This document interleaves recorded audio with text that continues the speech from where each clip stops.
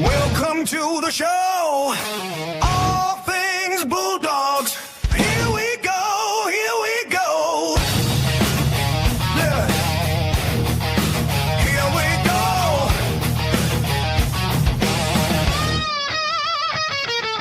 Blue and white pride. Bulldogs for life. Dog father here. Gas by my side.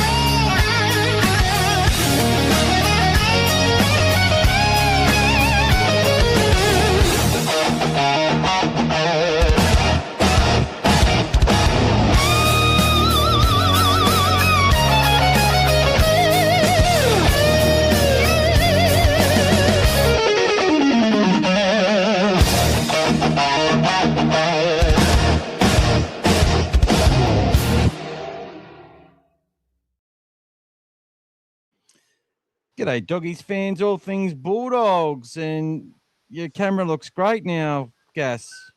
It's fixed. How are you, mate? I'm good, mate. How are we, everyone? I'm really good. So, Gas is like back in the old days when if you stood in a certain part of the room, the picture would be clear, but if you move slightly, the picture would go fuzzy. So you can't move.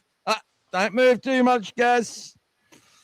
Welcome to All Things Bulldogs, everybody. Great to see you all here on a Tuesday night, Team Tuesday. We'll wait for a few more people to come on, but quite a bit to look at. We'll go through the team, obviously. We'll let you know if you've been coming here watching, we'll tell you the 16 players that'll play, and then it'll be down to the other three on who gets that fourth spot. So I'll just make sure we've got the right team list up at the moment. There'll be a bunch of historical stats we'll go through as well and show you. They'll be scrolling across the bottom at different times. And we're also going to take a bit of a look into the future. So I know a lot of people talk about our strengths and our weaknesses. You know, people say we're too slow, this, and we're too small, that, and that sort of things. But look, there are handicaps in the way that we play that limit us in some areas, but we really play a pretty solid game plan to play to our strengths, which is the reason we've had a bit of success over the last couple of years. And I'm just going to talk about what the future looks like, or what obviously you can see they're trying to make it look like, which will make us much more of a more threatening side across the park in different areas as we grow and develop those kids. Because everybody in the side at the moment is there for a really specific reason. And I know a lot of people say, oh, it's Team Tuesday, where's all the changes? I said, well, so we'll also talk about, like, who are you supposed to pick and who's fit and who's not, and where is there actually a competition for a spot in first grade right now. It's early in the season, but we've had a lot of injuries to our depth, which does make it harder to actually, put pressure on first grade. So, but all that's coming, guys. The troops are arriving. They're getting ready, and we'll talk about that as well. We're also going to do our spin the wheel if we get the super chats again. Bulldog Mike, he's got a $40 voucher. I've just transferred that to him. So well done to him. And he's going to put that towards one of this year's brand new jerseys that he's been saving up for. So that's going to help him as well. We'll go through some chats and say hello to everyone. Who have we got on there so far, Gas? Ryan's on, mate. He's saying even though we were slightly delayed, it's still better than watching any other podcast where nothing's happening. Thanks, Greg. Brian, hey boys, let's go Doggies. Timmy's on. What happened to the church group tonight, mate? Bit early. Good on you, mate. Good evening, legendary champions. Hope my lovely Bulldogs family are well. All pumped for Thursday night. You going out there, Timmy? G'day, Aki. Oh, Gleno. Haven't seen Gleno before. Hey, congratulations, mate. Make sure you send us a photo with the new jersey. Amir's asking, do we think our fearless leader is not talking the truth? Well, unless he just took what we said and tried to bundle that, because Serrato in press conferences says a lot of the stuff that we say here all the time. So we just align with the transparency, guys. And the Foxtel, what was their headline? Gus blames the doctor. He didn't blame anyone. The coach took some advice. Should he have taken the advice? Well, why have professionals if you're not going to listen to them, is what I say. So it's just a cut and dry case, in my opinion. On reflection, though, Critter did look like he was in a lot of pain and was holding his shoulder. So I can understand people who sort of like there was no way he was going to come back. But that's all hindsight as well. Not everyone's thinking the same on that, and everyone can have their opinion on that. But at the end of the day, he put on sauce. He was told there was a chance. He got some advice that he might be able to come back on with it needled up, which a lot of them are. Grade 5 AC joint, though. Doesn't get any sort of worse than that, I don't think. So he did a good job of it. Yeah, he doesn't take half measures. JPG, what cologne do you guys use? The one your mum bought me, mate. Narcisco Rodriguez, thank you. G'day, Andy. How you going, buddy? Rhett is optimistic for Thursday. Yeah, mate. It's starting to grow. It's starting to grow. Everyone's getting on board. Yeah, thanks, Mike. G'day, boys. G'day, Amir. How you going, buddy? Timmy, no Bible study tonight during the school holidays. Fair enough, mate. And you'll be at the game. Make sure you come and say hello, buddy. So just usually chill and listen. I'll be happy to jump in. Glad you're here, mate. Glad you've said hello. Like, we want to feel safe in this environment and make the community bigger and bigger and bigger. But we keep it smaller by design as well. Like, I block so many people. I actually got sent a red version of my logo, basically calling me Hitler and the Gestapo because of my zero tolerance to people hanging shit on our players. People can have opinions all they bloody want, but if you're going to sit there and act like a clown and be a shit caster, I'm going to call it out. Simple as that. You know why? Because there's lots of young kids being influenced to go out there and act like absolute idiots in society because we can't keep it in our pants. And that's it. We all get angry at the TV, and me and Gas we sit there and message each other and Pete and all that, and we're like, oh, this is disgraceful, but then we reflect, we watch it again, and then we come out and look at it, and we keep it calm. That's it. Oh, and Lucas, who paid last week? Who already put money in last week? I got to look at that. Was that Lucas or was that Brian? You can have a look at that on Sunday. I'll check it out, but I know we've got $16 to start us off. we get to $100, it'll be a $30 voucher. And the reason that is, guys, is because YouTube's only paying like 51% of whatever you just put in. We might have to start something different. So, like, at least, your hard earned's going the right way, if that makes sense. But give us much hey guys, if we had to do a pay ID, would anyone be up for that? To then maybe make what you're getting back better off? Just a suggestion. And that also means we can do bigger prizes as well. So you pay the same money, but we can actually give back more. That's all. That's the idea, guys. Anyway, so that would just be my phone number. And then we can have a different way of recognising everyone's contributions here as well once that comes through. And JPG boy, we might talk about the Wars from time to time, but it's a Bulldogs podcast, brother. But you can learn a lot about your own team watching it. G'day, Mondioso. Scary Welcome game this week, mate. We've got some faith. Yes. Keep the faith, mate. Keep the faith. Let's back our defensive side this week. Put in a great performance. They're due to fail, guys. They're due to fail. That's it. They're due to fail. Here's a good comment. That's very, very true, guys. Very true. We've been saying it for a while, and it's getting better. Galvin is playing pretty good. Don't know why people are bagging him. I for one, strongly agree, guys. His effort has been outstanding, and it's also recognised amongst people within the club as well. So, had those discussions today. Galvin, they're very, very happy with. So, yes, looking good, guys. On the improve. And he's so fit. He's so durable. Like, he gets hammered. He just keeps bouncing back up, coming back at you again.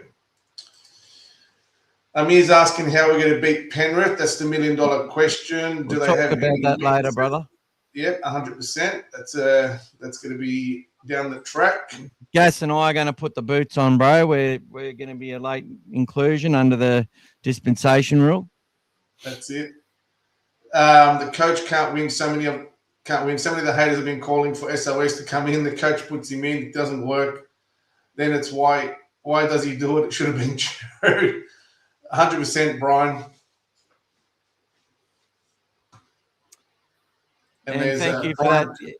Brian confirming what he's done. There you go. All right. Thanks, mate. So we're $16 there, guys. We get to $130 voucher for the team store. That means we make about $22. Amir's putting a disclaimer. If he crosses the line, he gets very passionate after a bad loss. Yes, yeah, I won't block you, Amir, but I'll just put you in timeout. That's all. Sin bin, mate. You went to the sin bin the other day, but you came back out. Others didn't make it out, but they were sent off, but you came out, mate, so you were okay. You made up for your mistake, brother. There you go, mate. It's all good. That's it. It's all good. Look, it's always hard, guys, especially when we do these things right after a game or the day after when it's still very fresh. Everyone's emotions are still pretty raw, so understandable. But just count the 10 before you say what you have to say. That's all we're saying. Lucas can't wait till Thursday. Let's give the Panthers a run for their money. Show them some doggies footy. 100%, mate. Yeah, there you go, mate. Brian's happy to do pay ID. Thanks, brother. Thank you, mate. Cleary's 200. Oh, I like that. We've been ruining a few of these milestones. We ruined Ricky's milestone. We ruined Papalihi's 300 milestone. So, let's just add another one, guys. Why not? That expectation that he has to win on his 200, that's more pressure from internally. They're doing it to themselves before we even play them. That's good. I like that. All these little things add up. Before we go to the next one, guys, make sure you go and click the like button if you're on Facebook, Instagram, wherever you are, YouTube, X, and it really helps out. Let's do it. Andy said he watched the replay, and the Bulldogs were the better team in the first half. We were. Yeah, mate. We had them exactly where we wanted them. We had Latrell and Cody doing tip on plays because they couldn't be stuffed to keep him with the game. You know what I mean? They started. Fafita was, the period of the game where he's dangerous was gone for that first half. So he was just trying to tackle and suck in the big ones, and he's still building himself with his fitness. So he'll get more effective if he sticks at it and sticks with the program there. But yeah, they were starting to fatigue, and I believe we go and win by 20 in that second half without a problem. We had them exactly where we wanted them. I don't understand why people were saying that our I know they got round us a couple of times, and I saw our edge was, when they said Montoya got beaten on the edge, that's because we just all shrunk up and something went wrong there on that right edge. But they threw a forward pass. They're always going to beat our right edge at one point. Of course they were. But I think the left edge is where they made a lot of inroads and in that second half. So anyway, we talked enough about South. Mondioso agrees, loves his Bulldogs, and that small percentage of idiot fans that make us look bad. Death threats are never on. You look like a dickhead, like all those para fans that wanted to fight the Tigers. Come out to the car park. 100%. I think they didn't want to fight him. They were just egging them on because they know they can't do anything. It's like Reed Marnie knows he's not going to get his face punched in when he goes and takes people on. It's a similar sort of thing, but I don't mind a bit of that, to be honest. It's more our own fans screaming at the top of their lungs. One week, they scream like they're the biggest supporter in the world, and then the next week they outrage harder than anyone else and change narratives to suit themselves. I was out at the training today, guys. There wasn't anyone else there, and there was no recordings or anything done. It was a closed session. But I had a chat with a few players, and some of the players I know very well, and we were all in agreement. We were going, guys, we were all incredulous. What's going on with these supporters? After one loss, they basically started. Like, they were saying the same thing. Like, what's going on? Why are the players? Why are the people doing this? Like, it's just not fair. You know what I mean? And I'm not going to mention who these players were, but they were saying that it's. I was saying to them like the same thing. Said, guys, we're on this podcast and we're doing all these things, and we've been I think Michael's been culling 30, 40, 50 people. He's at the block because of their nuisance. You know? I'm just gonna skip ahead there and speak to Big Roo, mate. Big Roo's been a big supporter, and he keeps it pretty simple, and he's had a gutful. He's not feeling good about this situation. I'm not going to put up his other crap. Actually, they're not a shit team, mate. It's 5 rounds, and I'm going to say something, mate. We're just as impatient as you are. At the end of the day, we wanted a premiership 15 years ago. We wanted to win 6 of them. You just have to accept reality, bro. I don't know how old you are, Big, but none of us might not see a premiership again. And I'm not saying that because that's how hard they are to win. Honestly, I could see Penrith winning another 10 in a row. They're 10 years ahead of us, and there's nothing through will or hope that's going to make that happen. But all we can do as supporters is cheer the players that they pick each week. And I'll tell you something now. The AI thing that they used on Fox the other day after the game, I didn't watch their after game, but I finally did yesterday. Galvin was 7.69 or something. The next best player was 4.8. So that's rating them across every part of the game, from their support plays to their tackles, their tackle percentage, their ineffective tackles, try assists, kicking, every single thing, decoy runs, the whole lot, put into a score. And see, what they have is they actually have AI watching the whole game. Everything's tracked where they run, and they're trying to use this to build other stats. They want to use it for their gambling agencies to help create more creative ways of getting you to have a punt. All this stuff's interlinked, right? But the second best player, I think, was Tallis Duncan with 4.8. And the third best player and the second best Bulldog was Jamin Salmon, a little bit behind Duncan, based on the AI thing. So it's looking at – so Bailey Hayward is a kid, mate. And if anyone thought that a number 9 was just going to instantly be a 9 and be a successful 9 in one season and one off season, that's why they had to blood him last year. And they knew, like, are we in a premiership window? We want to be. And I'm sure that the coach and the players believe they are. And I believe that too, to an extent. But I know that history says that you've got to have 5 state of origin players in your side, or internationals, or world-class players in your side, a minimum of 5 every year to win a comp. You've also got to have an 80-minute hooker. An 80-minute 13 that can ball play. I don't know a team that's won the comp without one in a long time. You've also got to have a world-class spine and halfback. Now, all of these players, out of all these premiership sides, they've either developed these players or got them really young and had them in their system for quite a while, or had the core built around them when they've brought them in. So the Roosters are probably the only team with the way that they're structured that can actually get away with it. But they haven't been able to get away with it for a long time, and they've been turning over some really good players and bringing in some really good players and not getting the success that they want. And they've invested a heap of money into that Gosford Central Coast. They've put a lot of money into resources, into developing kids. They've been developing for quite a while. They've got less juniors. We've only got 13 clubs, 3,000 juniors, give or take, every year, sometimes less, sometimes a little bit more.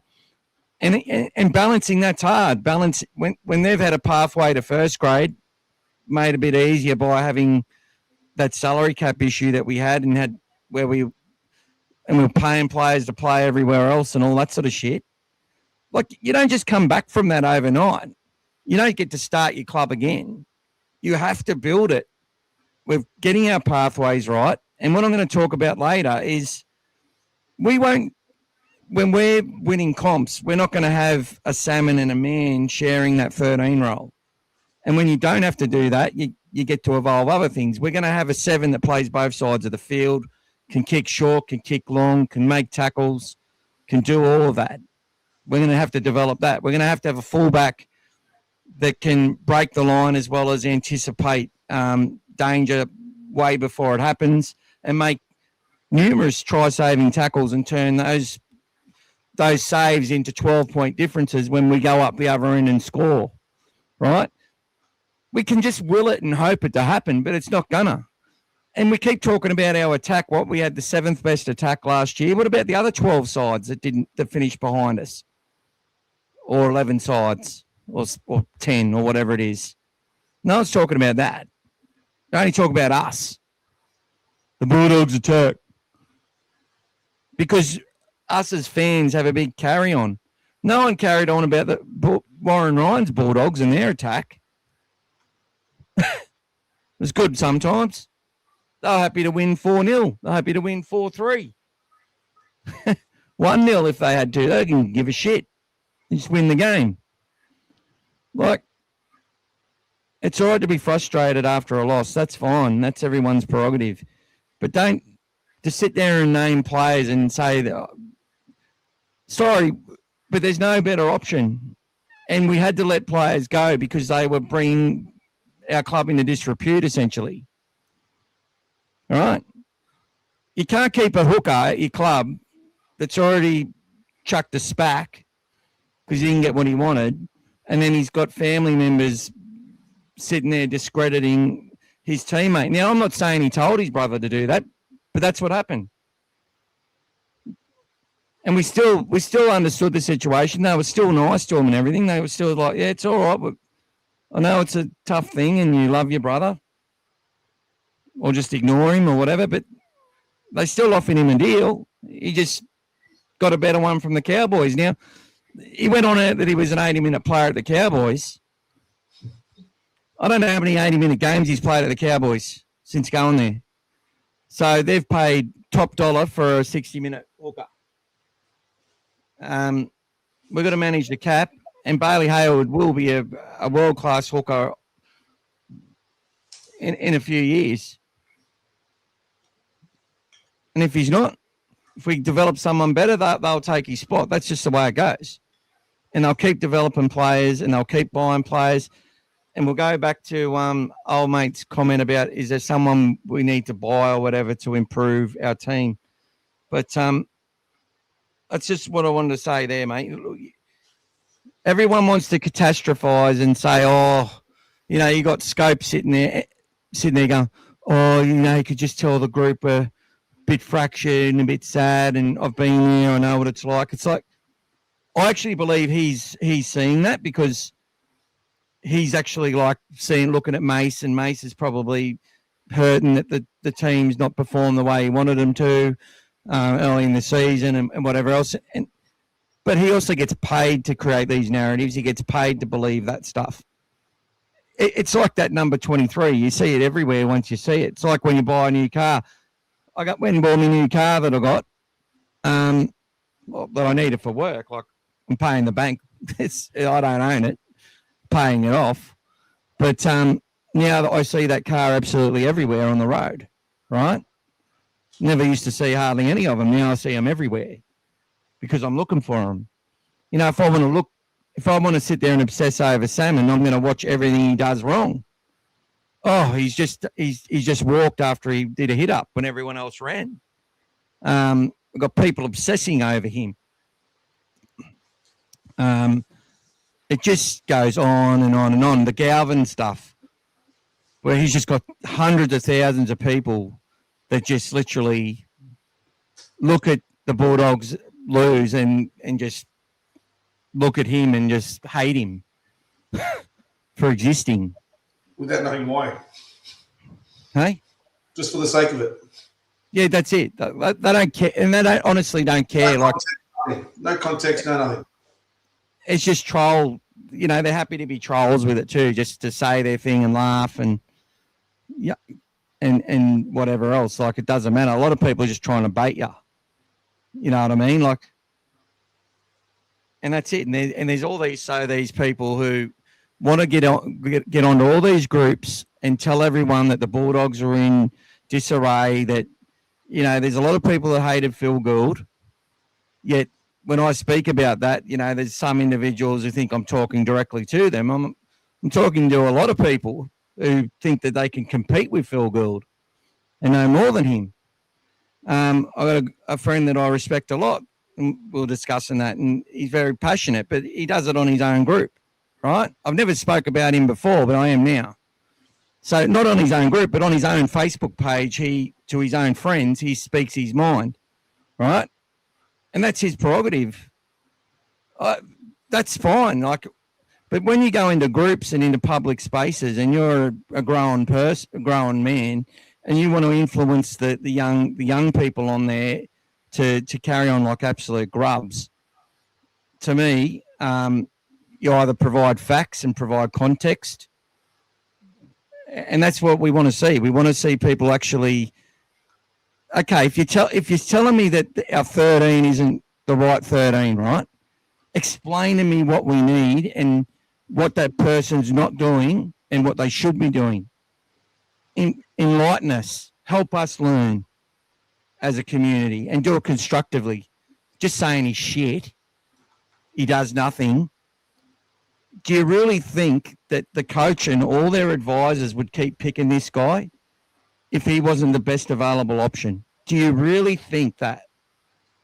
Do you think he's got something in his contract where he has to play, or he's got photos of the coach naked?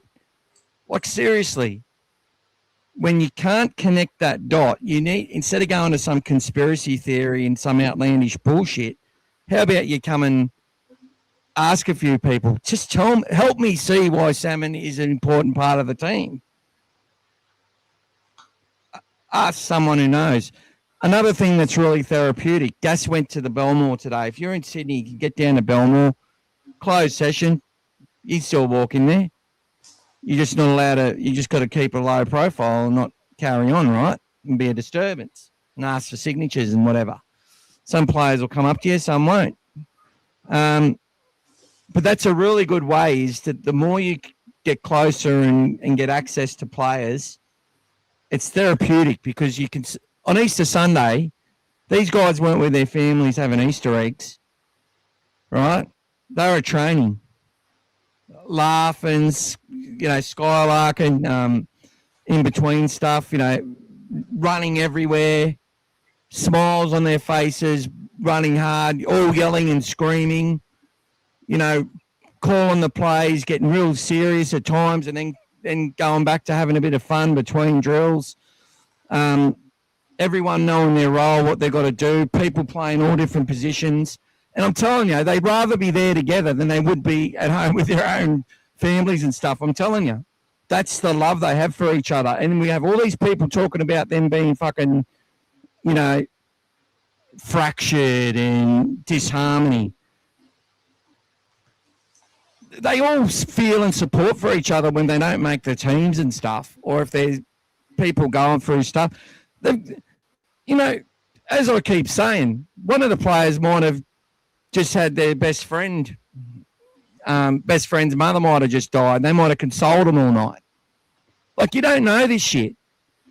Look at your own lives, look at the mirror, and then apply that to these people. They're just humans. It doesn't matter if they get paid to be superstars. They're not Superman. They're just people. And at the end of the day, they're going to have shit days. They're going to have bad days. They're going to have heaps of good days. And we're going to keep saying this message. And I haven't even talked about the Penrith game yet. And we've been going 30 minutes. Because we have to continually address dickheads in our place. So put it in your pants. Support the club. Once the team's picked, you can't change it. So why sit there and carry on about it? Get behind it and support it. If it doesn't win, know that the club and the coaches are going to hold themselves accountable to improve. And the reason that Serrato has made changes is because he knows his team isn't good enough in certain areas. He's not happy with some things, and he wants them to be great. He doesn't want to just beat Penrith on the off chance that they have a bad day. He wants to beat them when they're at their best. And until we're doing that, we need to get better every single day in every single way. And it doesn't matter if we're nowhere near it. We still have to aim for that and strive for that. And that's what he's doing with every single person in that organisation. Whether and not everyone's on the bus. You never get a situation where everyone's on the bus completely. Never. No club has it. But I can tell you now, Serrato's got there's a lot of people on that bus who would not want to be anywhere else but on that bus. So that's the main thing. And yeah. Anyway, fire up. Thank you, Andy, again. $21. 79 to go. Did you say that there was 16? Did you say there was 16 the other day? Yeah, 16 plus 5 is 21, isn't it? No, we had 8 already today as well. No. We had 8 the other day, and we got 8 today. 8 the other day. Okay, that's what I was saying. All right. Yeah. Sorry, brother. No problem. No, checks and balances, mate. I love it. I appreciate it. It's good. It's the right thing. Okay, let's get back on track. Let's get back on track with a few more chats before we get into the Panthers analysis. So you said there was a question before about, do you think they need to buy another player to suit their playing style? I think there will be someone that we do get, but it's going to depend on. Look, I think there'll be 7 or 8 people that are in our top 30 this year that won't be there next year, and I'm suggesting 5 of those players will be upgraded from within the club, because that's the journey we're on. And hopefully that's the case, because they've been able to earn that and keep themselves fit and hopefully get a taste of the action. And that would potentially leave us with a few players to fill some holes with, which I've got a feeling we won't really know too much about until sort of later in the after the season. So I think there will be I just don't know. I really don't know. I look at a lot of players and go, that player, I'd love that player in my system, but every one of those players, that team's not letting that player go. So. Like, there's a question there already. Twiddle looked pretty good in his debut. Wouldn't mind seeing him in blue and white. I know every team jumps at a player that has a good game sometimes, guys. I heard mentions the other day of Fletcher Hunt. Oh, he'd look good in the Dogs' colours. Everyone that has a good game always. People, let's see them over a course. I'm not saying that he's not a good player. What did he score 4 tries in the cup the week before? So he looks like a talent. So that's all good. Even one of the podcasters admitted Galvin's been good at 7 and proved him wrong, I'm guessing. Elmo. I like that Ciro stuck with Galvin and Bird in the halves. I agree that criticism is unfair and uncalled for. Thanks, Timmy. Heinzie, we need to defend as hard as we've ever defended against Penrith so we don't end up getting slaughtered like Melbourne and Parramatta. That's it. Yeah, look, and I think Cleary's won his last 8 in a row against the Dogs. So he's only lost twice against us, and that was a while ago, guys. 2018 and 19, he lost 2 in a row. So it's been a while. Trust the process. Correct. Bulldogs Mike. Not sure of his milestones, mate. But with his strike rate, you'd like to think all of that was happening when he was winning majority. So you'd like to think that was all pretty good. I'll just flick through those, mate. There you go. Yeah, no worries, mate. When Galvin fills out, he has the potential to be quite big. He stands as tall as Fafita. That's it. Yeah. We'll talk about him later. Yes. Salmon's link passing has been on point. It was last week. It was last week, definitely. The first half, the passing was a lot better. Than you know how we spoke about passing being slightly above, slightly below, slightly behind, slightly in front. The passing was a lot better. You can tell, obviously, they'd sharpened themselves up. It's just the ball handling in the second half when they were chasing points and having the weight of possession against them, just cruelled them a bit. Yep. So we had that game until Critter got injured. Didn't handle the change. No, unfortunately, they didn't. But every time you put yourself in that situation, you learn for the next time. So, we've had that situation a few times now. We had it in the game against Melbourne. We lost our centres, but let's hope now they keep learning from that and get better at that. So, and don't forget, obviously the guy replacing him this week, he's going to be pumped for a big game as well. I feel Galvin played his best game for us on Friday. You can see he was coming into his own there. I know the game didn't pan out in the second half, but he was really starting to own that possession and the way he was playing. So he was coming. I just missed that last one too. It's because I moved it. Yeah, very few times I've been ashamed to be a Dogs fan. Just about every time it's been because of the supporters, not the team. Yeah, that's 100%. It. It's the fans that get me down, not the team ever. And as I said, once they give up, if they start giving up on the field, and giving up isn't from losing, giving up's when, they just walk everywhere and the whole team just stops moving. That's giving up. Yeah. Yeah, it used to be disappointing, back in the 90s and those days at Belmore when there was always a big fight going on behind the hill.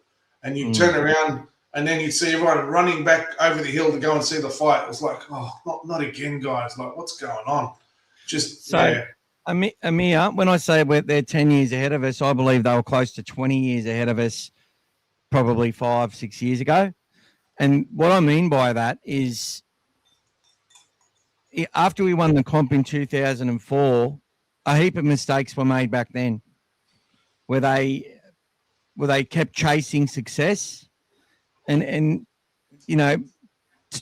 we had sides that did really well where they went and bought a heap of players and are able to at once. Like, I think they went and bought Kamali and Hannant and Josh Morris and all these players at once. And they went and had great careers and David Staggs. bloody Greg Eastwood, all these fellas who end up doing really good stuff for the club. And we had some periods of juniors through those times that had some good stuff happening, and they invested a fair bit in their Toyota Cup, and they got some kids from elsewhere and stuff. But what happened was once it got to the part where Hasler was brought to the club, and I'm actually not saying it's Hasler's fault. I'm just saying chasing success the wrong way.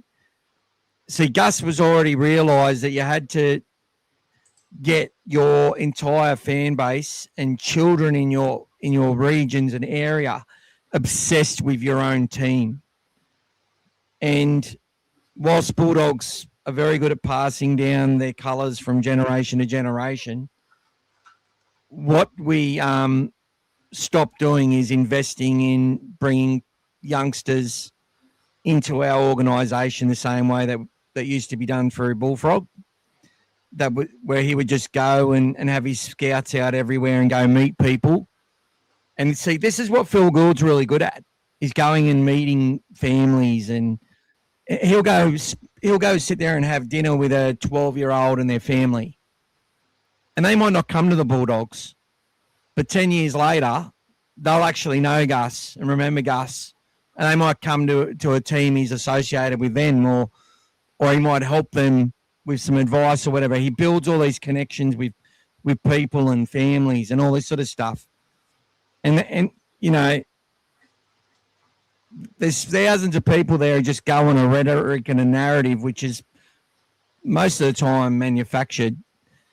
Sometimes it's because of him, but what needed to happen at the Bulldogs when he got here needed to happen 20 years ago, right? Where you just got brought in all the latest stuff as far as getting your players' fitness right, getting everything in-house, getting your community around you, getting every kid in the area just in love with your football club and wanting to be the next Hazem El Masri or the next bloody Brent Sherwin or the next Stephen Folkes, next Steve Mortimer, whatever it is. And we didn't branch out our pathways enough, and there was a lot of stuff done, and he talked about a lot of stuff commercially as well that needed to happen.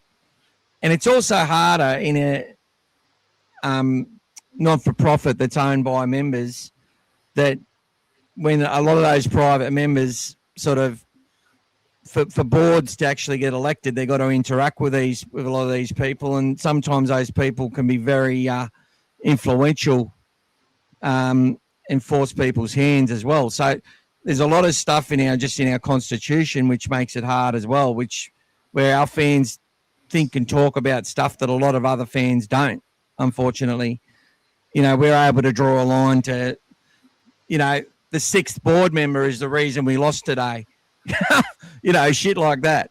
That's just going a bit wide off. But the point I'm making, Amir, is that we just don't, in every single year group and age group, there is an abundance of kids in the Penrith system, in the Broncos system, which has always been the case for Brisbane. They've actually underperformed a hell of a lot. Because at the end of the day, you can still make mistakes with your recruitment, even if you've got all the juniors there.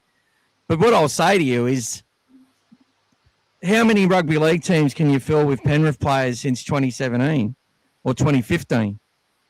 Probably field like 4 or 5 teams in the NRL full of Penrith juniors that would compete and beat other sides.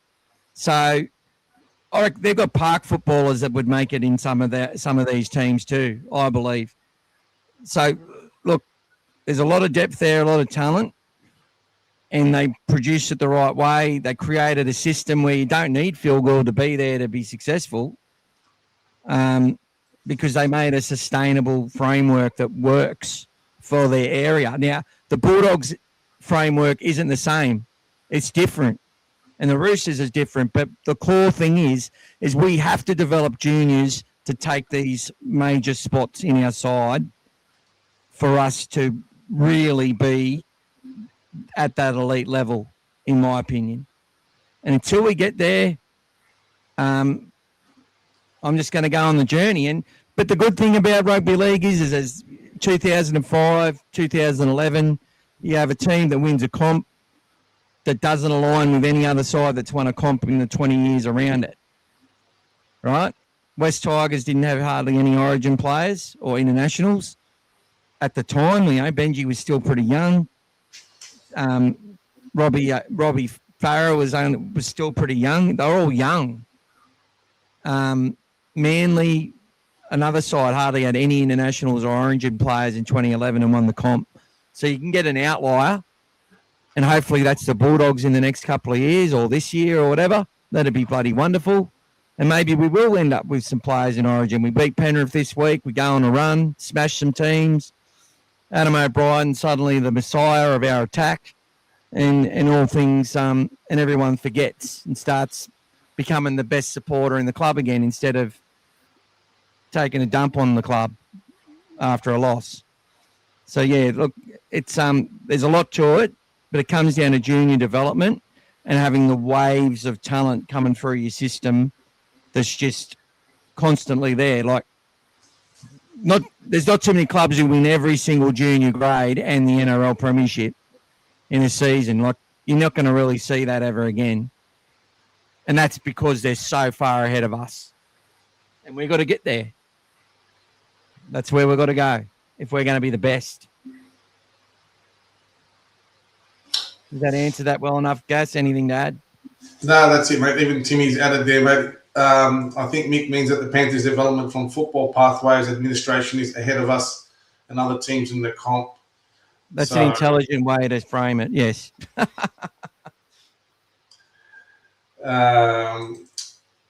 And in regards to the other comments you made earlier, well said, Mick, the naysayers can bugger off with their bummer energy. That's it, brother. That's it. It made sense to let Reid go at 650 plus and keep Hayward on or around 300. Real Bulldogs don't suck. Thank you, Andy. That's it. Question on Harry Hayes by your man D. Is Hayes a certain good play? Look, Hayes is one which I haven't heard, nor would I reveal anyway, but I think he's playing from my gut. And if he doesn't, Hot Boy will stay in the side. And that's what'll happen. I think Hot Boy would then become the 16th player instead of Hayes like last week. And I think the three players they'll choose from will be O'Sullivan, Turpin, and they'll probably bring Renakama in as the next one. If Hot Boy comes in for Hayes, but if Hayes plays, it'll be Hot Boy, Turpin, and O'Sullivan as the three on the bench that they'll decide from who's going to play, depending on how the game goes. I've got a strong feeling in my gut that if things are going all right with injury and all that sort of stuff, that you'd be expecting Hayward would be making quite a few tackles and might need a break, and Turpin might be one they bring on after about 50 minutes for to play maybe hopefully the rest of the game. They might keep an interchange up for him, and maybe then Bailey will come on again for like a Jamin Salmon or a Kurt Mann, probably the Kurt Mann interchange when he goes off. He'll come on after about 25. He usually goes off with about 10 to go, 15 to go, sometimes 20 to go. He usually plays about 35 to 40 minutes. And Salmon's been averaging about 50 to 55 this year so far. So, and getting through a mountain of work, mountain of communication, amount of direction. Like we say it every week though, what his job is, but people only seem to care about look, if you want to really watch rugby league and support your team properly, what do they call it? Super fantasy football. That ruins the game for you, man, because it's got you focusing on the wrong shit. Truly, which makes you hate people more when they They only need to get one more tackle or one more hit up, and they don't, and then they drop a ball and drop off points, and there's all this sort of stuff. Oh, there you go, Mike. Played his first full game against the Dragons. And people are saying I think he played 80 minutes against the Knights in round 1 as well. He might have, but he's played a lot of 60. He's played some 65-minute games, and that's the point. Is that he's an 80-minute hooker, but the coach could see that he starts giving away penalties, doing dumb shit. To get his passing goes bad under fatigue, and he's probably got some lessons out of that. So, look, I love Reid Marnie as a player. I think he's an absolute one of the most gutsiest, bravest players I've ever seen on the field in my life. No one dumped Payne Hassan Moses Leota one-on-one last year. You know, Reid Marnie was the only hooker I've seen do that one-on-one. But at the same time, both those times that happened, we conceded points within 2 plays later. So his minutes for the season, he played 80 against the Knights in round 1. He played 56 against the Tigers, 62 against the Titans, 62 against the Storm, and then 80 against the Dragons. So there you go. So yeah. So the jury's out whether he's an 80-minute hooker still. And correct, yeah. Todd Payton's trying to win games of rugby league. So, well, the other day they were leading by 100, so they didn't have to do any changes. That's it. Context. But when they get in against a good side, yeah, how effective over 80 is he going to be? Well, maybe for one game. When they got beat 44-16 by the Tigers, he only played 56 minutes. So that's it. Okay.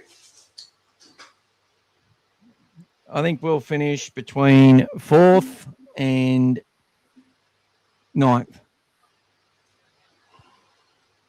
It's playing it pretty safe.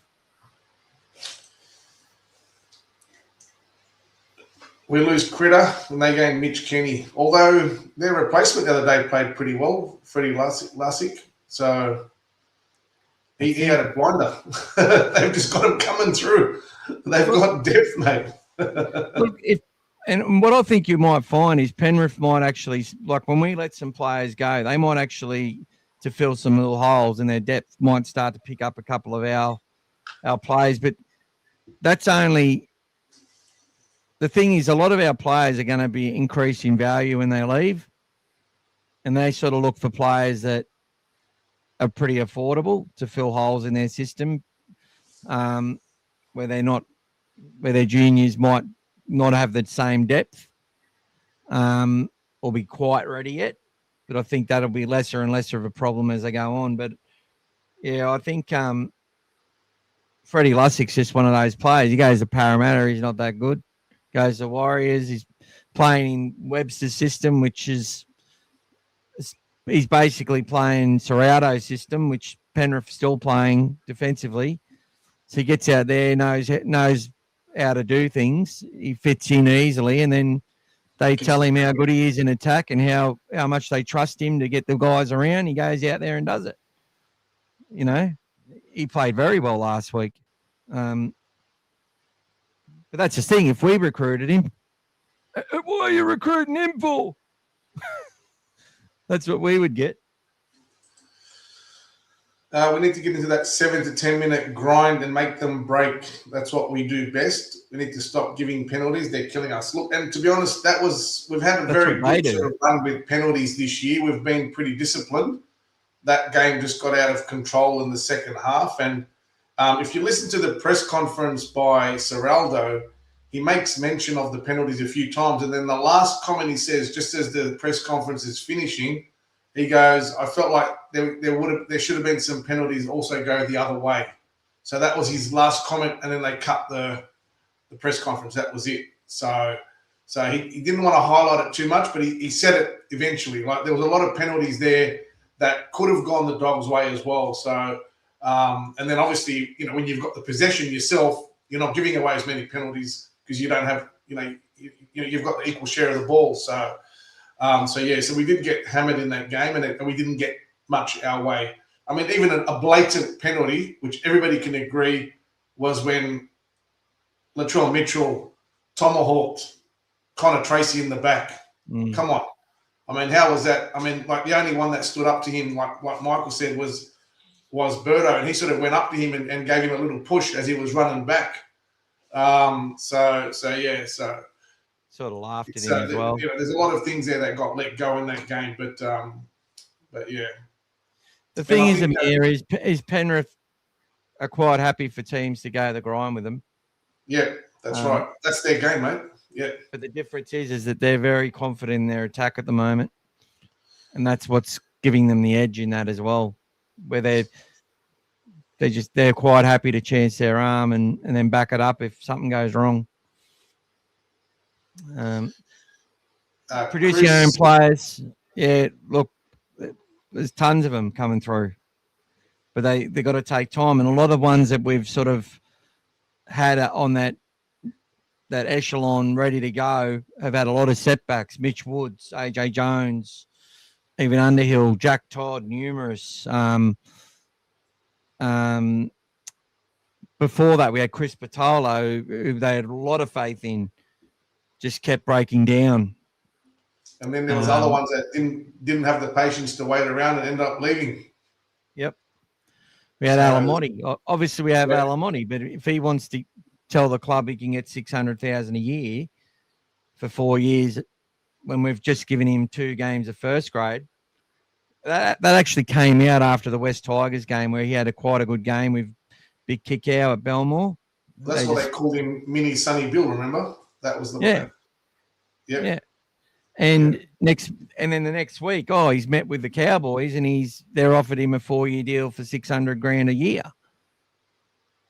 All after that, we go to Good Friday. We lose one of our wingers to an injury early. We get a sin bin. The Alamotti's forced out onto the wing, and he misses about 77 tackles, and everyone's like, "Oh, how slow is this?" And then the whole club starts turning on him as well, which I used to hate. Like, this kid come in for his first. I thought he was good. He was a state of origin under 19. Why have we kept this player? That's what I mean. Like, we were there for all of this shit, guys. Saying, leave Alamotti alone. Yeah, his manager probably did try to get a good deal out of the Dogs. The Dogs said, not yet. We'll see what happens. And they knew his potential. They knew that he was going to be as good as he is. He gets to Penrith. Same money. On a really cheap deal. He's had to sort of prove to them everything and put his little fella away, and that's it, But Avarillo, like, he could get $450,000. We didn't want to pay $450,000 Avarillo when we were going to get Cherry for minimum, just over minimum, and getting Stephen Crichton into the system, like, we just couldn't do it. And I think they even were going to get a $50,000 incentive to keep Avarillo because the amount of time they'd had him. But even that wasn't enough. And I know Gould would have spoken to Wayne Bennett and made sure he got a good deal. Like, they really like Jake. So did Serrato. I heard that he believed he's going to be a top-class centre. But was he excelling at our defensive system? I'm not sure he was. I felt he got better, and I think he's a pretty good one-on-one defender. He just struggles in no man's land sometimes. Here's a question for you, mate. Sorry, mate. Are there any players? Heaps. Exactly. Well, Hughes was a fullback. Jonathan Thurston was a 6. Played 7-6 wherever he wanted. Nathan Cleary was the 6th in Serrato's 2015 champion team. That's produced more NRL games and Origin and international games out of any junior team in existence. And I say that stat without even knowing it for a fact, because it's obvious when you go through that side and then you pull out all these other sides they've made that they've had that have done really well. They're all producing talent across the NRL. So who else is there? There's heaps of them. Daly Cherry Evans was a 5'8". Kieran Foran was a 5'8", but played like a halfback. Didn't matter. Terry Lamb played halfback sometimes. Yep. Michael Hagan played centre, 5'8", halfback. There's heaps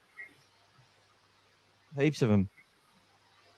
So don't worry about this Galvin 6 to 7. Galvin's our 7 at the moment. It's going to make him a better player. He's the best option for us at the moment. And when we get a better option, he'll move to another part of our team and be an absolute better player for the whole experience. And, you know, what great lessons he's getting in this side. You know, you want Hayward and Galvin to go out there and play against Cleary and Mitch Kenny and all these other guys this week. It's the best thing for our development and for our club. And if they get annihilated, they get annihilated. I'm sure we don't want that to happen. And I'll give a monologue about that later. Chipper Cronk played 6. Mitchell Moses played 6. Mitchell Moses. Luke Brooks. Kieran Foran started as a 6, went to 7. That's what I said that before, yeah. So there's a lot of options. Were you having a flick through? A lot of options. That's it, bro. What are you drinking tonight, Gas? Couple of things, mate.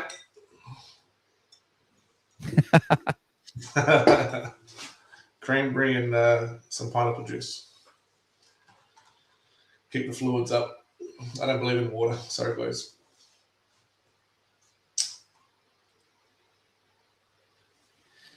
Well, Timmy, that's the whole thing. Dean Pay did the best with what he had. But a friend of mine said that he went and saw Dean Pay at some leagues club when he went to Para, and he said something about what about the Bulldogs, Dean? He goes, fuck the Bulldogs, was his response. So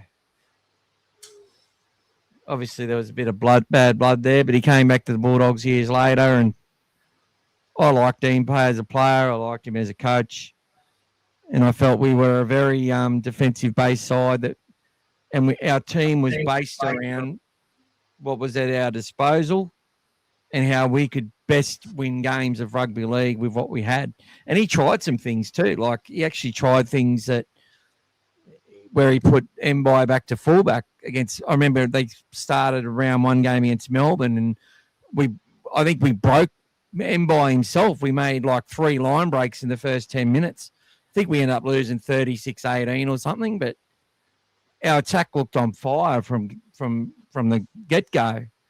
Like he had some stuff. He wasn't a bad coach. He had some stuff there, Timmy. But, you know, through that whole period, we were sitting there hoping New South Wales Cup could win the comp, you know, which is where a lot of our fans their brain still sits, unfortunately.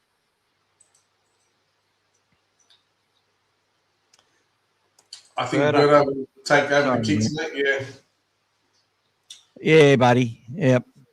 Yeah, he's next man up. He's got a great record as well. He's next man up. Just needs to kick him a bit more rushed like he did the other day. Struck it clean from the sideline. Mm-hmm. Next one, buddy. Are you seeing the first signs of our system working? It's been working since 2023. They've been clearing out the players that had a real sort of, unfortunately, just weren't right for our system. We've brought players in that weren't right, and we've had to get rid of them. We've brought players in that have just excelled. And that's what it's about. It's about holding everything together. So this is the part I wanted to talk about before we get onto the team itself, is that we need to develop that 13, right? And I think Galvin is that 13. I really do. I think Galvin will be an 80-minute lock in the future. And he'll be your next desire. He's the guy we've got to develop. And it won't be just him. We'll need to develop someone else and some others in a similar framework to come through to match that. It's like Penrith have to develop the next Isaiah Yeo or they will fall down. Their whole rotation and the way they do things rely on it. The ability to attack and play the game that they play is all about not having to compensate for rotations that we have to do just to stay in games, like having a Salmon and a Man play 80 minutes between them and offer the different things that they offer.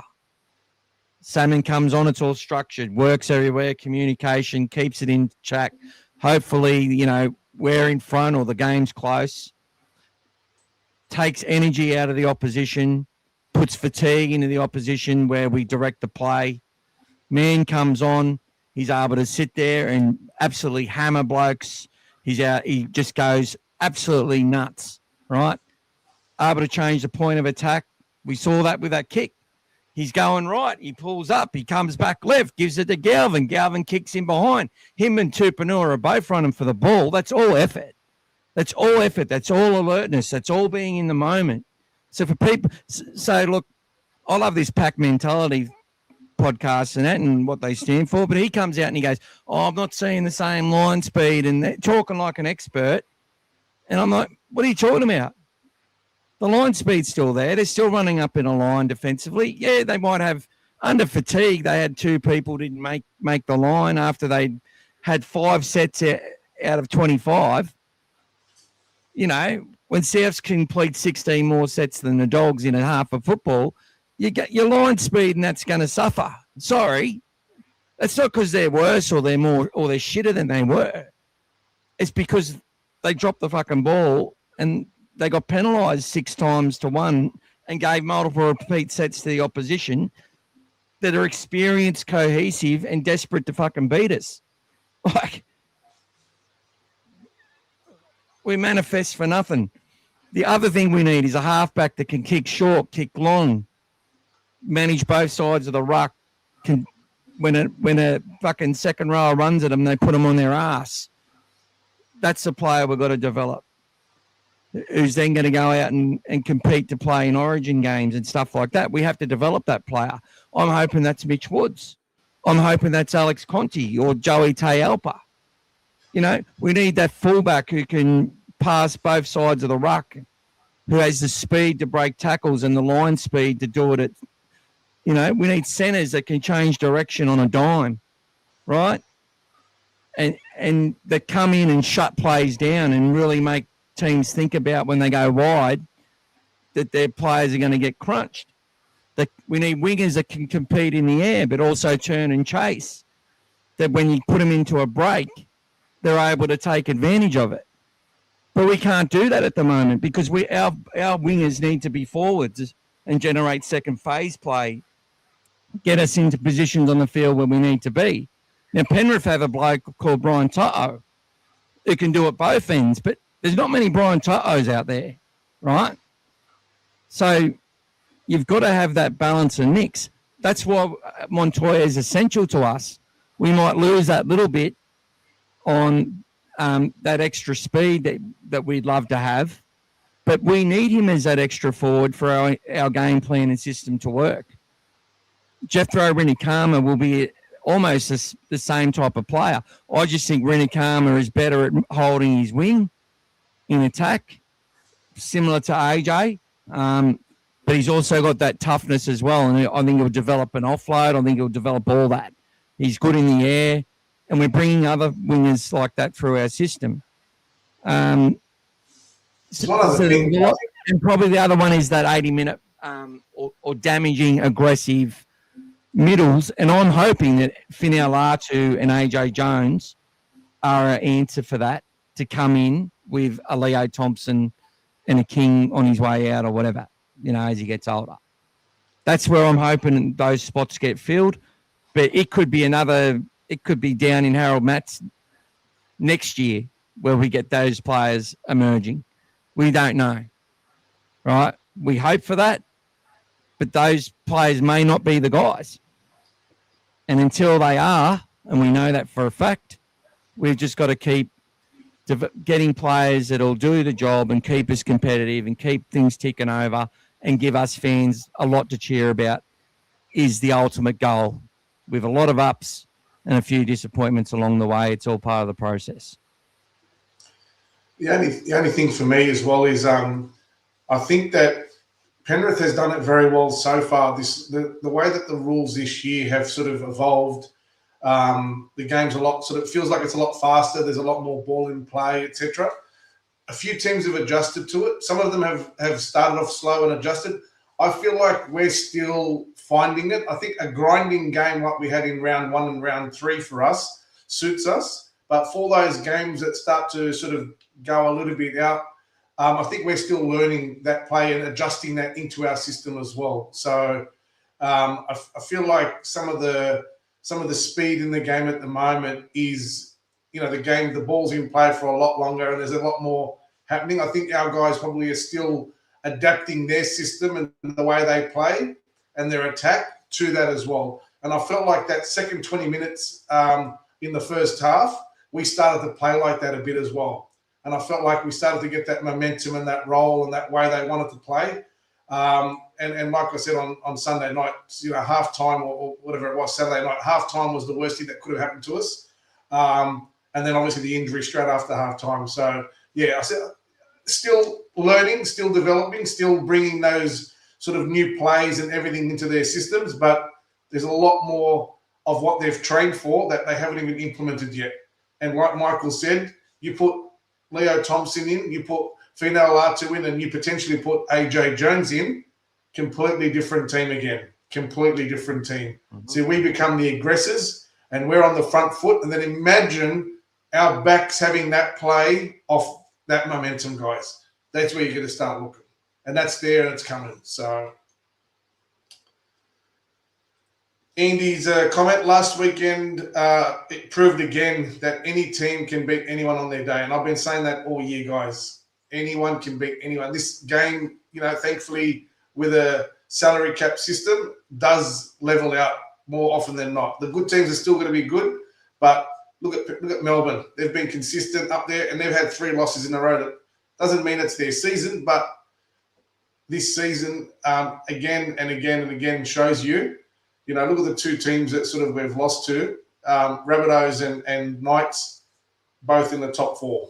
So different sort of season again, guys. Just going to keep plugging away, and we're going to come good. Just going to keep our positivity around us as well. What do you got there, mate? I've got this idiot. Is that our coach? Is that our ref for the week? Yeah. Oh, God.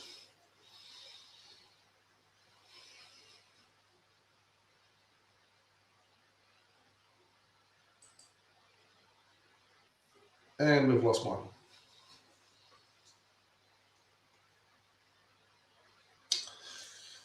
Sorry, guys. And we found Michael. We back? You're back at your blurry best, mate. Am I blurry, am I? Looking good, mate. Looking like something from Days of Our Lives. All right, buddy. For all you youngsters, look it up.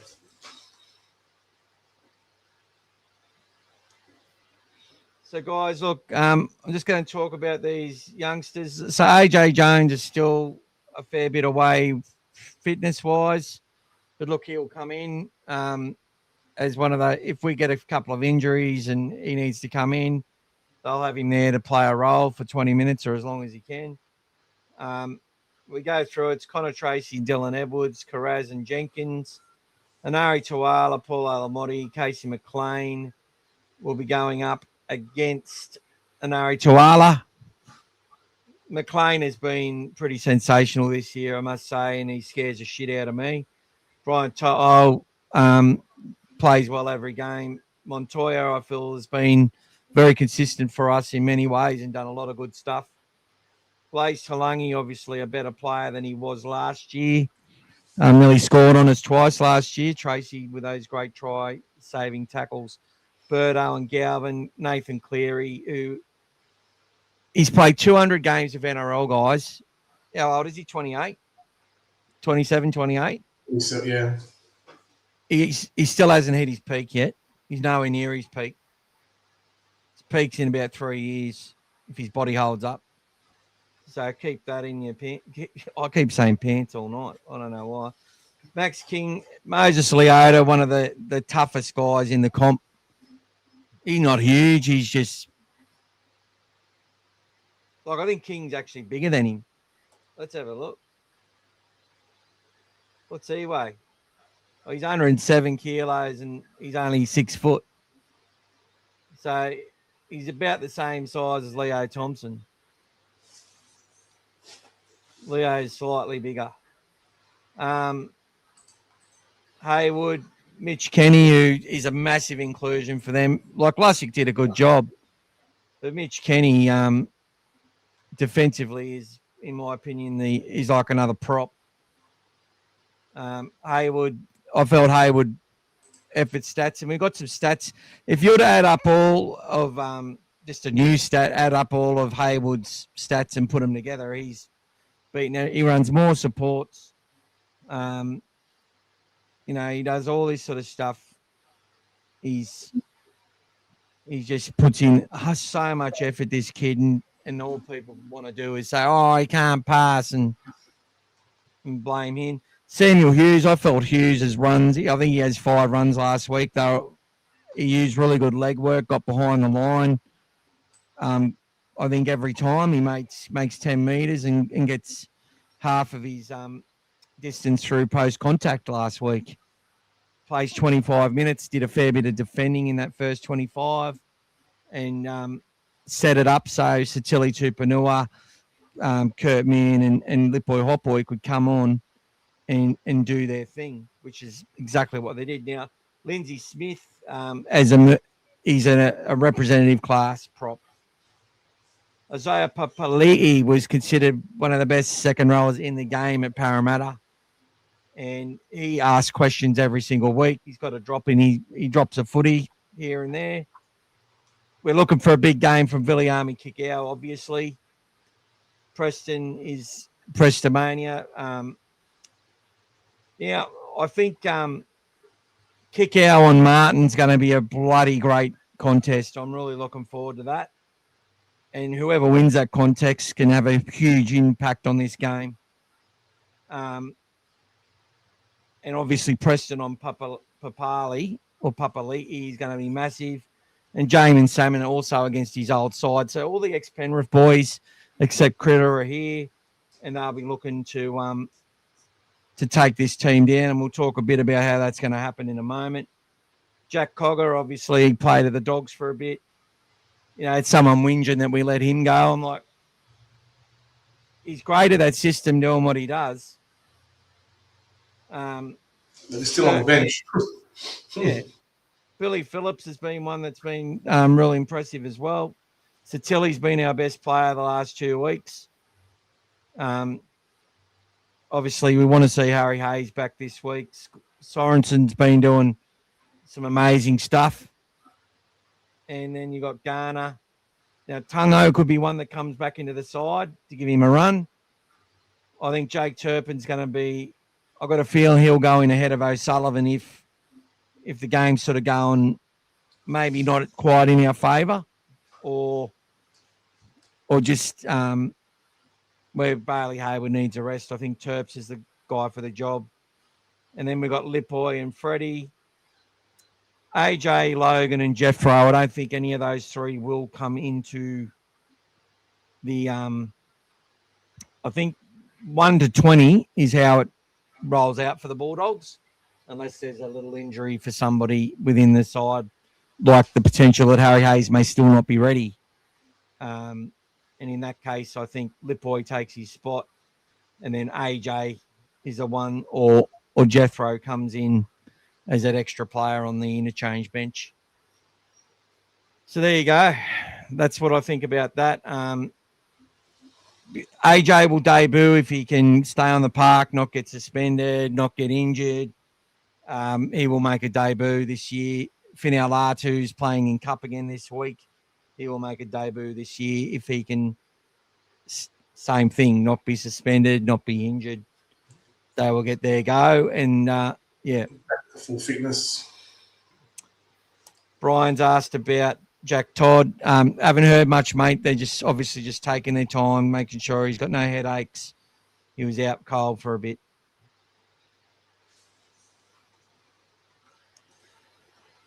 Sutton isn't as bad as the redhead. I think the redhead is Sutton. He just wears a wig. I think DSF got suspended last week, guys. That's what I heard. I asked Gus, but I haven't checked if he answered me yet. Thank you, David. Big thanks to that, mate. 32 people watching. Well, I've got it at 64 people watching. So it depends what, if you're watching the horizontal, we get the whole lot. So that's a good amount of people watching across different things. Good call here by Andy. That pressure from Montoya forced AJ to drop the ball, which got us that second try or that third try. Yeah. For Satilli.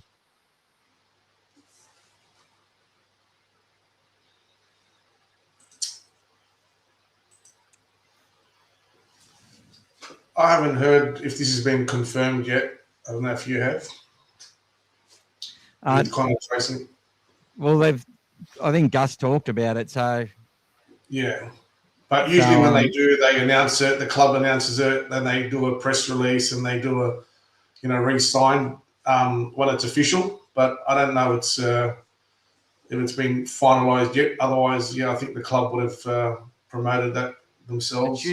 It's usually 10 days after. Calling if he off. Tabled it and he signs it the next day, it'll be 10 days after that they'll announce it. Yeah. Do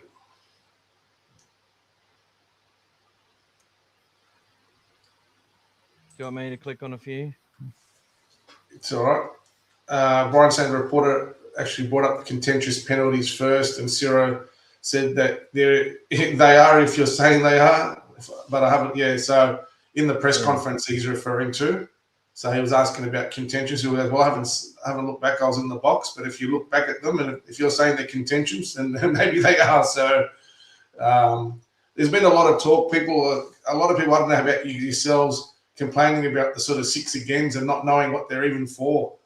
Sometimes you can see it. I mean, I always sort of know when it's coming. I can see a player lying down too much, or in the case of like the other day, Viliami sort of came in, jumped on a bit early in the game against Newcastle, and you just like, he's going to give six again, bang, six again. But some people are not sure, like they're just hearing this whistle, like, or they six again call, and then the siren, the little ding. So people are asking to know more about it, but yeah. TM Ram, g'day, Scary. Welcome to you, mate. Hope you're staying safe on the road that long. I'm normally on it like 10 hours a day, but we'll talk about weaknesses later. But no, there's no weaknesses. Hey guys, missed the first hours tonight. Rewatching from the start. No, awesome. Good to see you, Lockie. See you Thursday, Lockie. Players need to put in 80 minutes to restore pride in the jersey. I think they have put pride in the jersey. To me, outcomes are one thing. Dropping the ball, yeah, that sucks. But look, I want to talk about TM Ram. G'day. We haven't seen you for a while, mate. I don't think I see you when we win, only when we lose, mate. But anyway, I could be wrong. That's just my perception. I think there's some major internal issues amongst the playing group. It's pretty obvious. It's not obvious. It's what you're looking to see. You're looking for a reason for why we lost a couple of games and, in your opinion, didn't beat teams by enough. But I value your opinion because you're not the only one saying it, mate. And you might be right. But I'd like to tell you you're probably not right. I will agree that I think that Satilli Tupanua or someone like that should have went up to Latrell and coat hanging him.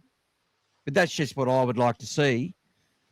Or to actually went and grabbed Latrell around the throat and shirt front him and say, let's go, let's do it, and then not do anything. And they all come in and give each other a kiss. Because if someone actually did that, They would have gone back. they would have went and had a look at it. And maybe Latrell gets penalised for doing what he did to Tracy and so on. What Tracy should have done is just stayed on the ground too, because that's the way the game's got, guys. Like, I know for a fact that Critter doesn't like any of that. Let's go and all fucking attack, start punching up. And he's like, play football, keep the ref on our side, you know, all that sort of stuff. Play smarter, have faith in your ability, you know, stick up for your mates through playing your potential, and keep your eyes on the prize. Don't let them distract you. Don't let them get you off your game, but make sure you're doing that to them. You know, I know there's a lot of that in our club, but these guys love each other. That's what I mean, Tiam. Tell me, how do our team prepare each week? You wouldn't have a fucking clue. And if you do, I apologise. But I'm just going to make the assumption, right? Like you are. These guys go into camp every week. They don't have their families and stuff. It's just them and the coaches and that. If there's anything that needs to be sorted out, they fucking sort it out. Right? That's the way. That's the culture.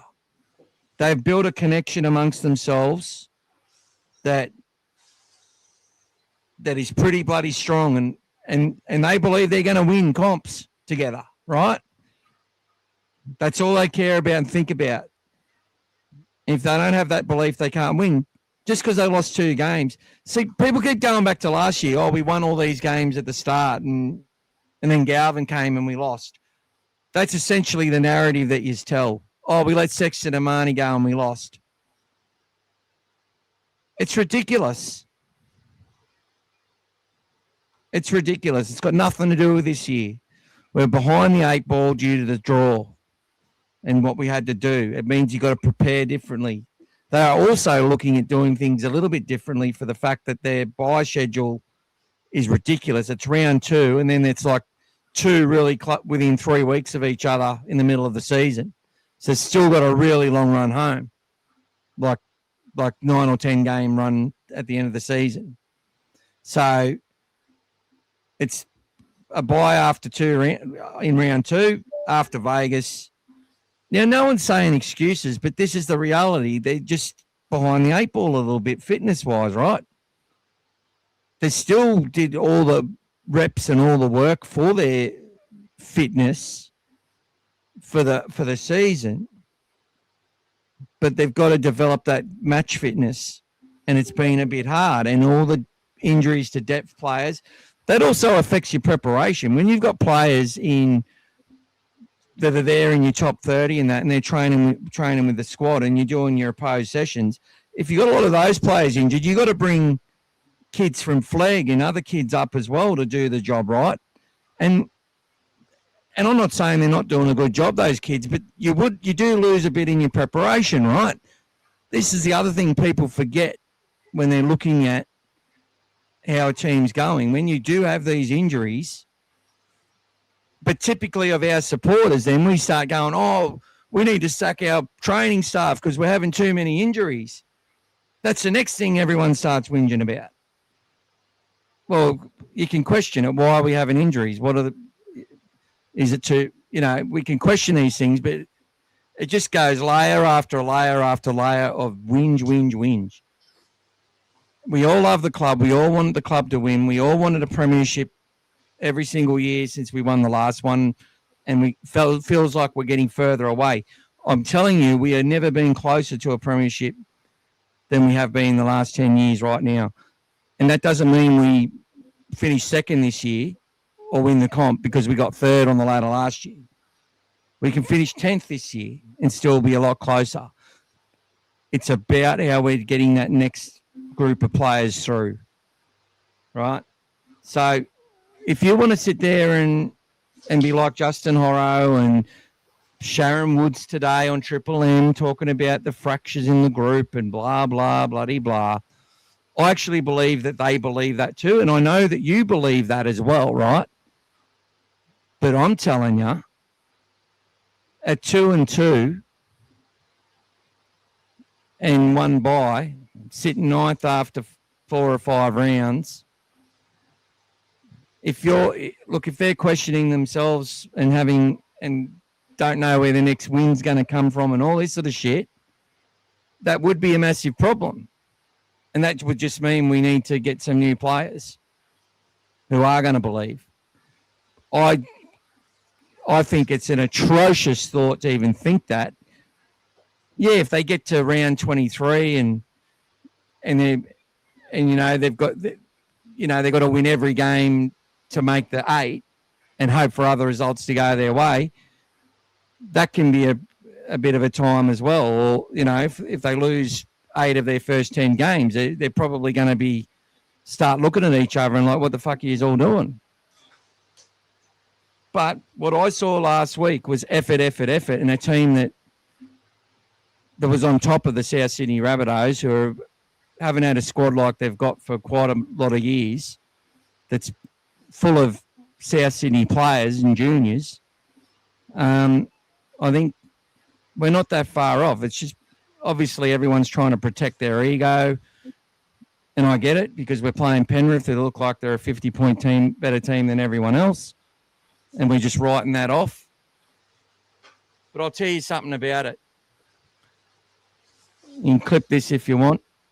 But the whole thing with this is the Bulldogs have a history of adversity and digging deeper than other teams have or can do.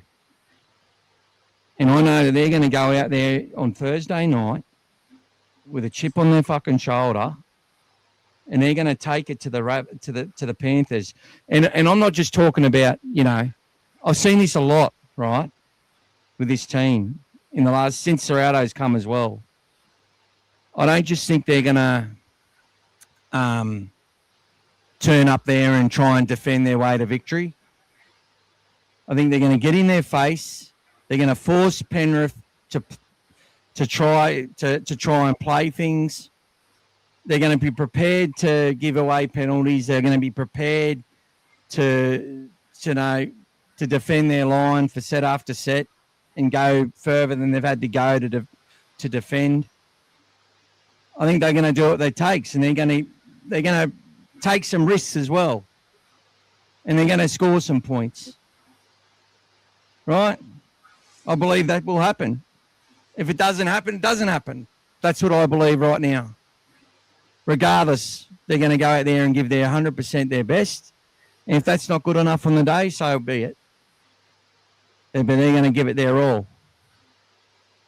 Sutton will be out there to make sure that Penrith get every advantage.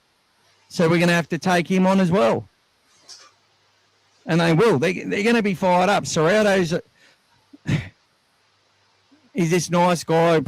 He does it. He says all the stuff to media. He's got a little answer for everything. But when he's with those guys, he talks to them one-on-one. They know what their fucking role is, and they know what their expectations are. And he reminds them of why he brought them to the club, and reminds them why they're the best person for the job. And they're going to go out there and prove that. One thing that I'll tell you, the common denominator about every player that's played under Serrato that I've ever heard, he's a man manager. He's one of these people who can coach. Now, you've got all these other people on the outside saying he can't coach attack and all that, and that's obvious and blah, blah, blah. And got the rugby league, me mate Lee Addison, who I love, the rugby league coach. He used to coach Penrith. Gus Gould sacked him, right? Not because he wasn't a coach. Gus just cleared them all out, right? And he's sitting there saying, these assistant coaches are...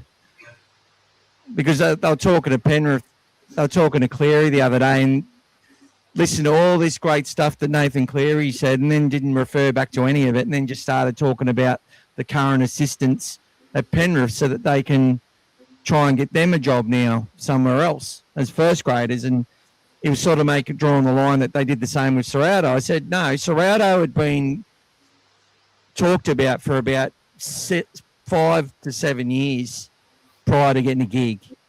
Much different, and he was loved by the playing group. Nathan Cleary has said so much stuff about Cameron Serrato while he was there, not just when he was leaving or after he left. So completely different, but that's what I mean. Everyone wants to draw this big long bow and say, oh, he made the wrong decision because he doesn't understand coaching and how to do interchanges properly. We had Paul Kent talking about that on his podcast today or yesterday with that Wackeye fella who tried to get me blacklisted on YouTube because I played 60 seconds of them talking about Galvin. Wackeye knows nothing about rugby league. Thought Toby Sexton was a, international class player the way he goes on. Maybe one day, playing for France, he might represent them. And I love Toby, don't get me wrong. But, guys, this Bulldog side can beat the Panthers.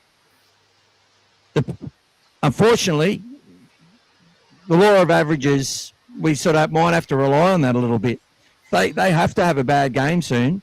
We saw did the Dragons beat the Panthers last year? Did they beat Melbourne when they were playing really well, Melbourne? And Dragons were playing shit. Canberra.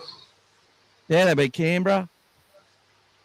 So teams can win games they're not expected to win. Kyle Flanagan played in that game and won as a halfback. Not saying he's shit. Just saying everyone's saying how crap he is. Well, they beat a pretty good side that day. Why can't the Bulldogs do it? So get out there, support the team, back the team. If they're down 40-0, fucking keep cheering. Stop trying to be too cool for school. Or switch it off, whatever, if you're at home. They can win, Gas. They can win. They can do it. Mate, I wouldn't be out there with the banner otherwise, mate. Well, how many times have the Bulldogs produced wins like this, though? Like, even under Barrett, they go out and beat the Roosters when no one expected them to. Barrett can't coach. He's not an assistant coach. Didn't he win a grand final last year? Yeah. Yeah, there you go. That's what I mean. Get behind them, guys.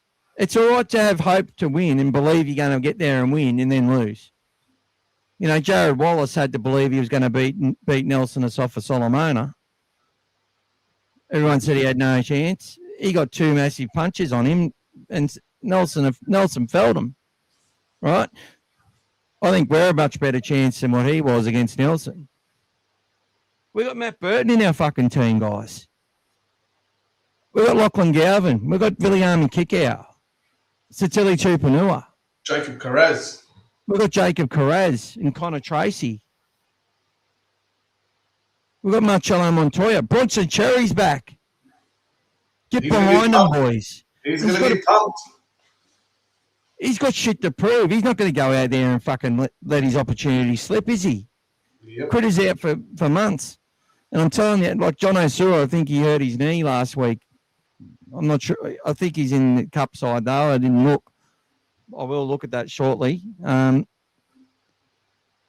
Get behind this fucking team, guys. And people say Max King's not playing well. What? He's been doing it on his own.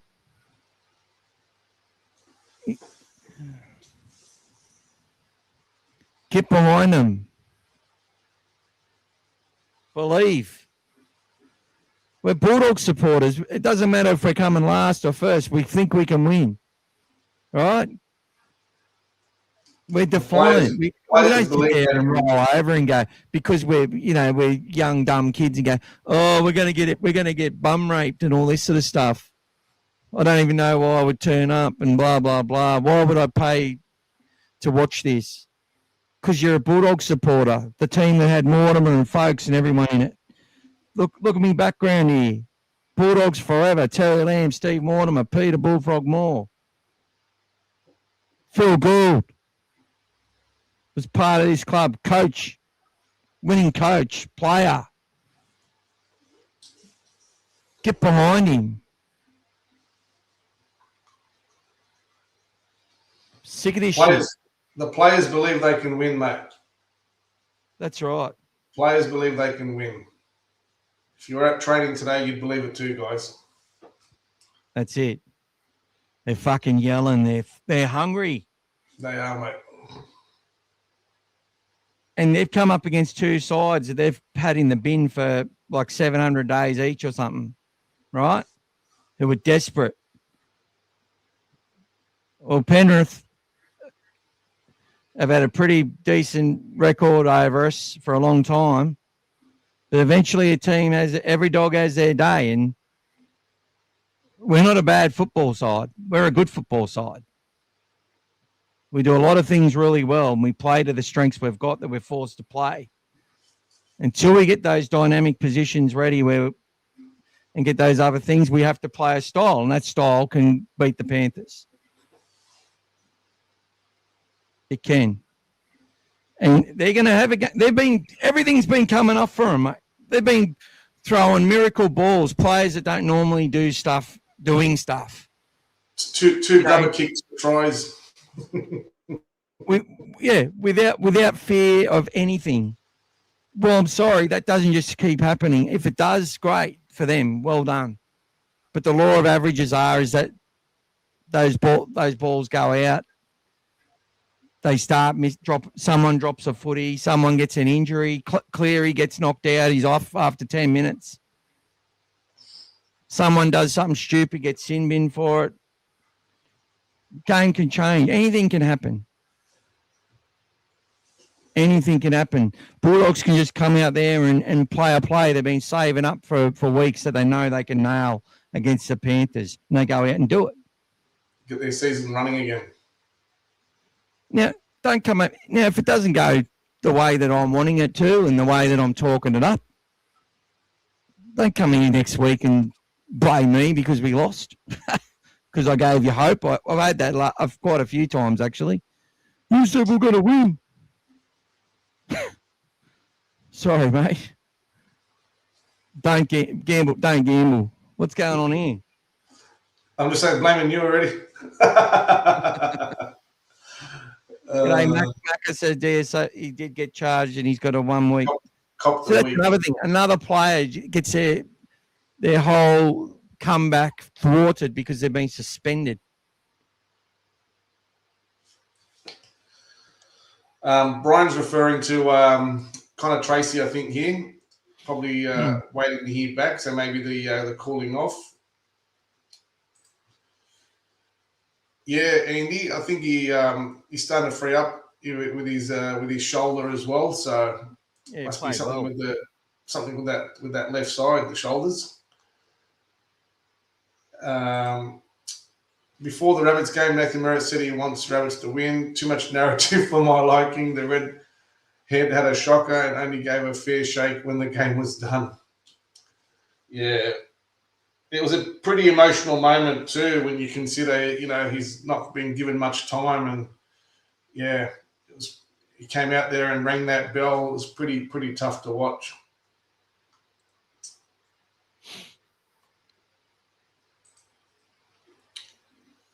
Tiam saying she likes Galvin. I think the issue is our forwards and being the slowest team in the comp. She wants Kick-Out to come off the bench. Look, Kick-Out might. Kick-Out, I talked about that last week. I think that's where he ends up as a middle through the bench, and I think it would inspire the team to have their biggest player being able to lead them through the middle and get momentum that way and have a pathway for some other guys to do some stuff on the edge. Said's got something to say too. He said, doesn't feel like Kick-Out can sustain 80 minutes. There's a lot of times he's caught out defensively and tends to make silly high shots. And look, I think I don't think he gets caught out. I think he applies pressure and sometimes gets stepped.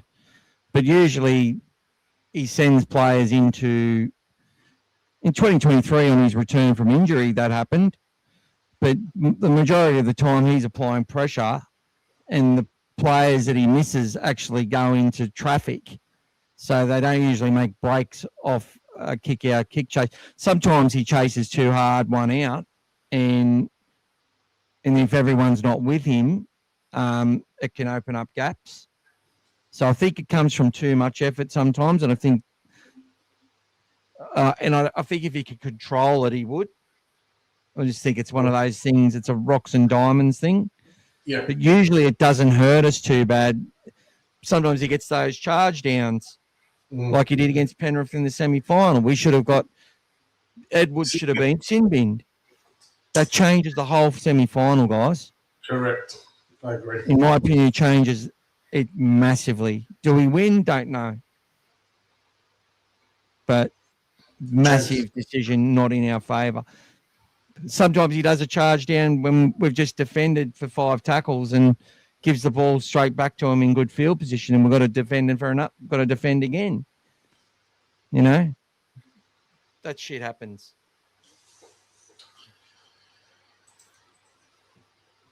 Hayes to second row, kick Satili off the bench. Oh, I'd actually have Satili on the second row, actually. Runs good lines. Yep. To be fair, our 2 wins were tight wins over the 2 out-of-form teams in the comp. But for me, I don't agree with that. We've contributed to put in there. The Dragons have been, except for the game against the Cowboys, they've been competitive in every game. They probably should have won against, Parramatta. They should have won a few other games, but they've been there all the time. It's just they haven't got their results. And Canberra, playing them in Canberra in the rain, they're still a gun team. They still had a lot. They're going to make a good run this year as well. So we can make that narrative. We can make that narrative now. But you're right, Gus. They played well against us. Yes. And as Gus said, the start of our season when it was going to be really tough was always going to be tough, and we'll be set up for a good run home. That's it, Andy. Thanks, Andy. Are we going to see you in 2 weeks, Andy, on the Friday night at Suncorp? Anzac Day, mate. Anzac Day. You're going to be down here, up here? Me? Yeah. That's the plan. That's the plan. Let's see what happens. That's it. Oh, mate, they've got to be prepared for the toughest game they've played in their lives this Thursday. No doubt about that. And the Dogs, just remember, guys, the Dogs haven't lost a Thursday night game this year, so get behind them. Yeah, that's it, Brian. So that team had Edwards, Luai, Fisher Harris, Moses Leota, Corey Wahiwa-Renara, who would still be playing at the top level if he didn't have that sickening injury. Who else is there? There was Braden Burns, Corey Waddell. Other players that they've had is Hammer Saleh, Matt Burton, Charlie Staines, Mitch Kenny, Liam Martin. Yo was the year before, a couple of years before Cleary and that. But yeah, they're just ridiculous, the talent they've brought through from Penrith. It's ridiculous. And they had Sonny Luke, who was actually better than most of them that year. He was the player of the year in 2015. He's now gone to South Sydney or to the Cowboys. I think he went to the Cowboys, didn't he? He was supposed to go to South, but went to Cowboys. Is that right, Sonny Luke? Yep.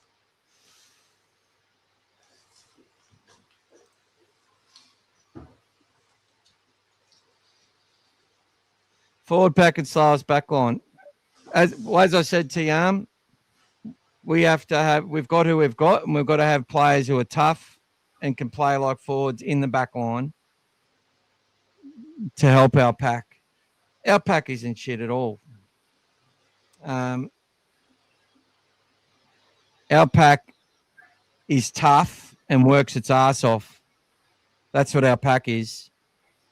And we made, as I said, more meters, more yards than the Rabbits last week. They had a bigger pack than us with more experience in it. So we still haven't had our best pack on the field this year yet. We haven't had our best Pack on the field this year yet. We haven't had our best pack. Exactly. And we're developing our pack. So we just need to support the players that are there now while they warm the seats for the ones that are coming. That's all it is. And the fact that they've got to third on the ladder last year gives us a lot of hope. And they can do that again this year. They can win a comp. I'm not saying they can't. I'm saying history says you got to develop these superstars from within. And that's what we're trying to do. That's it, David. All fired up. Kupatoy. He's going pretty well in cup, mate. Let's get them up there, eh? Yeah, I'll actually good game next week. Yeah. So we've got Tay Cochran at number 1, Cooper Toy, Jed Reardon and Jonathan Sewer in the centres, Jethro Rennie-Kama on the wing, Cade Dykes named at 5'8", with Alex Connie at halfback, Joey Tayalpa goes back to Jersey Flegg, Fletcher Baker and Jack Underhill starting. Underhill starting a lot more lately. Chen Kum Tong at hooker. Now, Turpin will come back to the team if he doesn't get any game time in Cup. I mean, in NRL. Grisemi's played great lately. Logan Spinks, AJ Jones as your lock. Daniel O'Donnell, replacement hooker. Zion Maiu, Finau Latu, and Justin Matamua, who's gradually getting his way into this team. Angus Fahey is a no-thrill sort of player looking to come through the system. Now in Flegg, we've got Raymond Peru, played well last week. Mikey Nassar, who used to be a halfback with the Roosters. Hamish Wilson, Eamon Fitzgibbon, scored a great try last week for Flegg. Sheldon Haywood, big winger with a bit of speed, tough. Ruben and Tayalpa, very good halves. Pat Carey and Leota could be anything. Patrick Young, one of the best hookers I've seen coming through. Alatini, Sasefu Finau, and Bud Smith with Latrell Fing, who's a great talent, Chase Patterson, Lincoln Cliff, and Jaden Smith as your number 17. I'm not going through Ron Massey, but there's Mark O'Mealy's son in the centres. Sasaya Kafusi's been in our system quite a while. Damon Humphreys, very, very talented. Where's the headgear? Bronson Rubin, I think, has been named in 2 sides by the look of it. Malachi Filippo, Daniel O'Donnell, Broden Cons, who played a bit of cup already, Jack Alapate, and a few of them there. We've also got our SG Ball side, which will be playing in the SG Ball semi-final, do or die against Para. They lost to them last week, and they'll be trying to reverse that result to keep their season alive. David Bryanton has left the Bulldogs, it seems, for this season.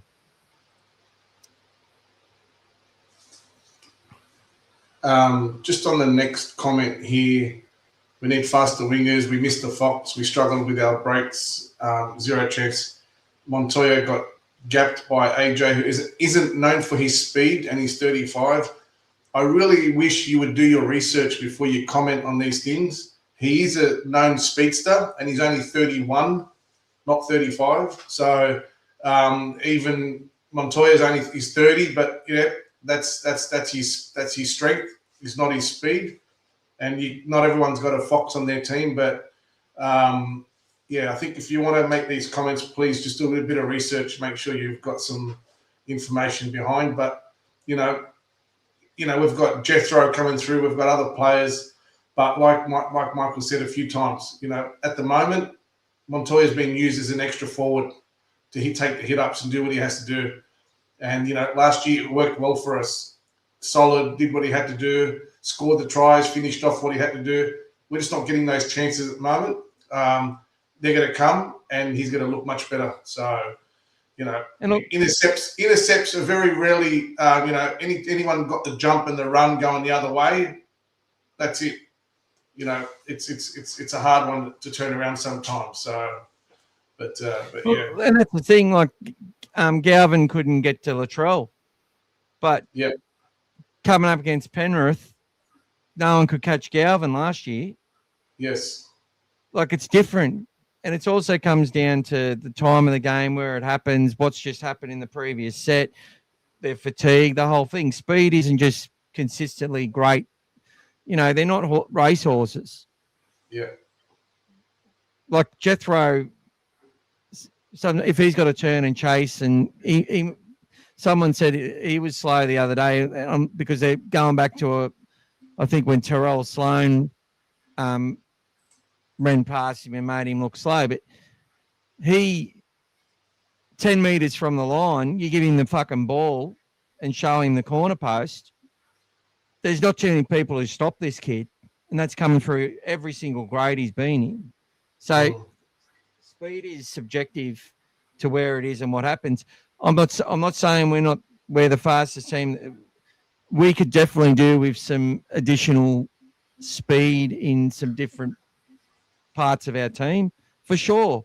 Speed wins, but you just don't manufacture it. Why do you think we've got players doing speed training and trying to improve their speed? Because they need to. Yep. Right? But we just say we're the slowest and we're the smallest and we're shit. Well, I reckon we go pretty good for a side that's the smallest and the slowest. We should be coming last then all the time, if that's the case. That's right. Timmy's fired up. He's bringing a friend who supports the Panthers. I'm guessing because Timmy lives in the Panthers territory as well, and he wants to beat the Panthers and the ref. That's it. Fire up, Timmy. That's it, Timmy. Let's fucking do it, guys. Get out there and support them. Be proud of them. That's it. And back them to be the team you want them to be. If they don't deliver, oh, well, so next week, guys, let's do it next week. Come on. Come on. Let's do it. Not sit there and be quiet when things look scary. And I want to hear the Bulldogs chant when they're down 12-0 or 18-0. That's what we used to do back in the day. Fuck me. Oh, I look stupid if I could chant Bulldogs when we're losing. Me and my daughter, we sit there and chant Bulldogs when we're down 30-0. 3 games in a row during COVID. Right? I'm not embarrassed. I'm there to support me.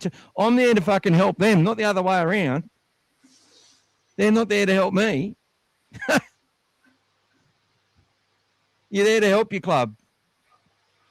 Aren't you?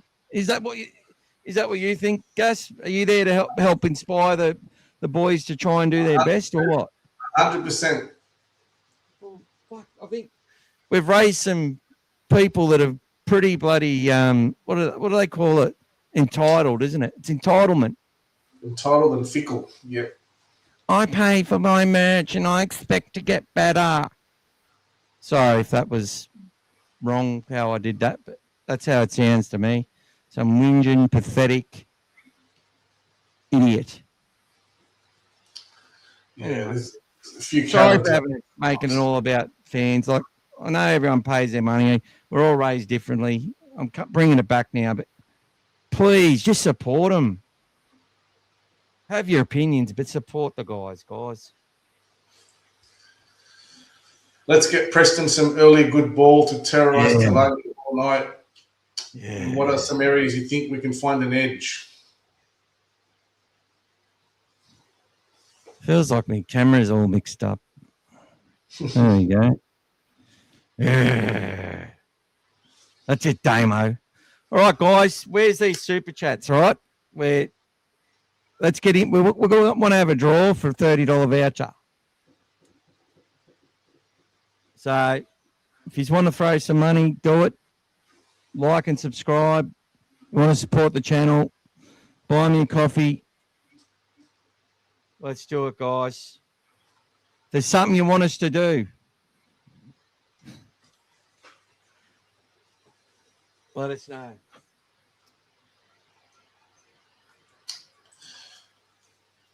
Amir's not expecting to beat the Panthers. Just want to keep it tight, annoy Penrith, get on their nerves, play like a typical Bulldog as they always do.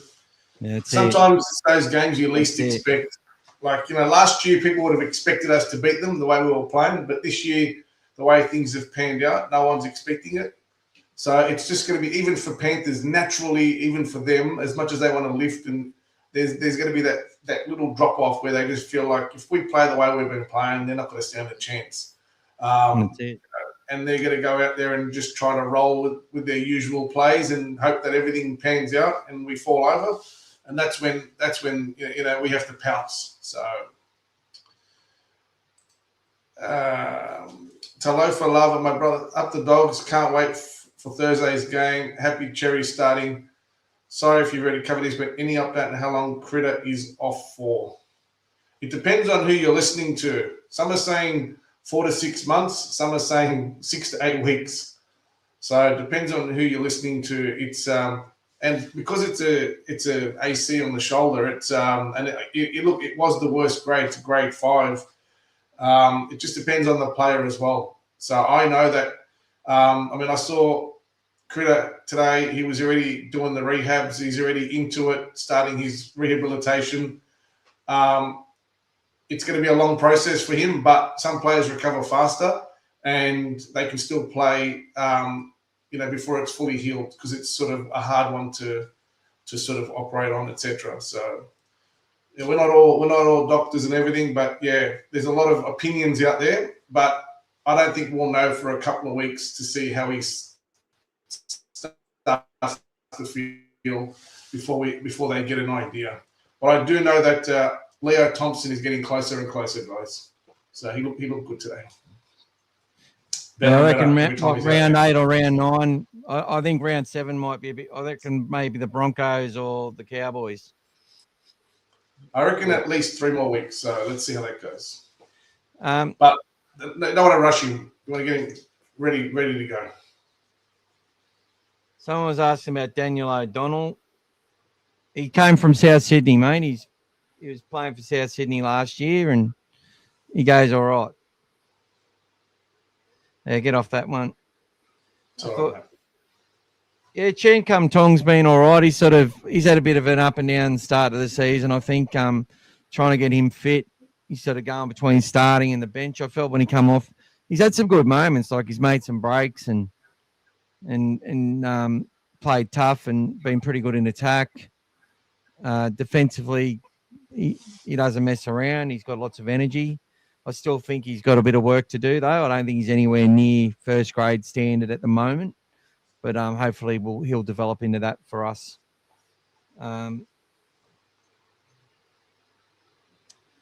Critter, did you say Critter's off for a while? Yeah, I spoke about that, mate. All right. Get your hands off. Get your hands off. We've already done all those. You just answered those. OJ's intercepted or outrun many players in NRL. He has a try scoring record for a reason. 100%, Brian. I know. And then Gus had to get pretty, full on with that response. Nice comment by Ryan up next there, brother. Most other wingers in the same position Montoya was in when he scored would have been tumbled into touch.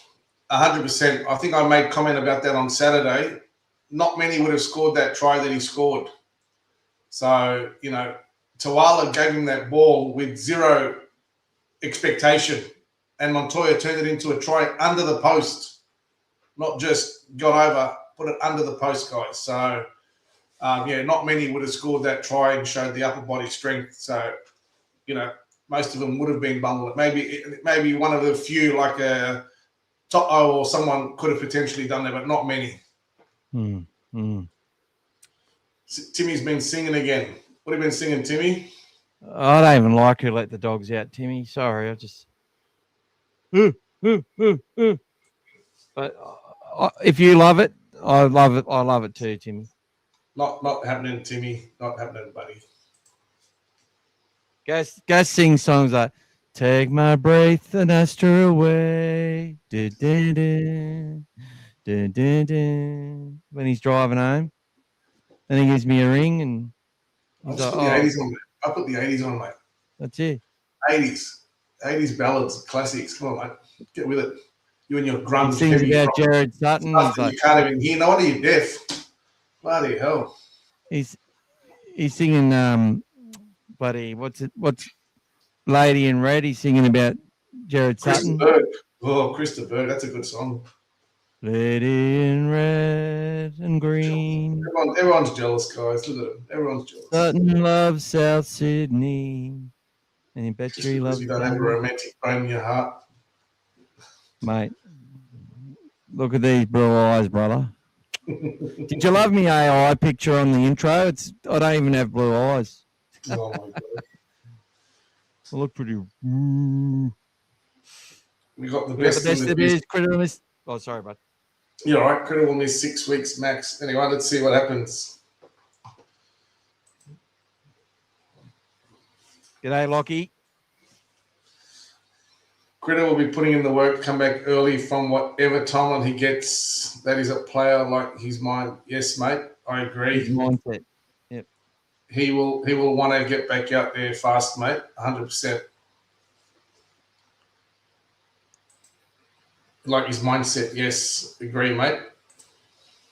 I'm lost in love, but I don't know much. No, what was that song in Mr. and Mrs. Jones? Making love out of nothing at all. Isn't that Air Supply? Yeah. Yeah, that's a cracking song. I once listened to that for like 12 hours straight. So on you, Andy. Love it.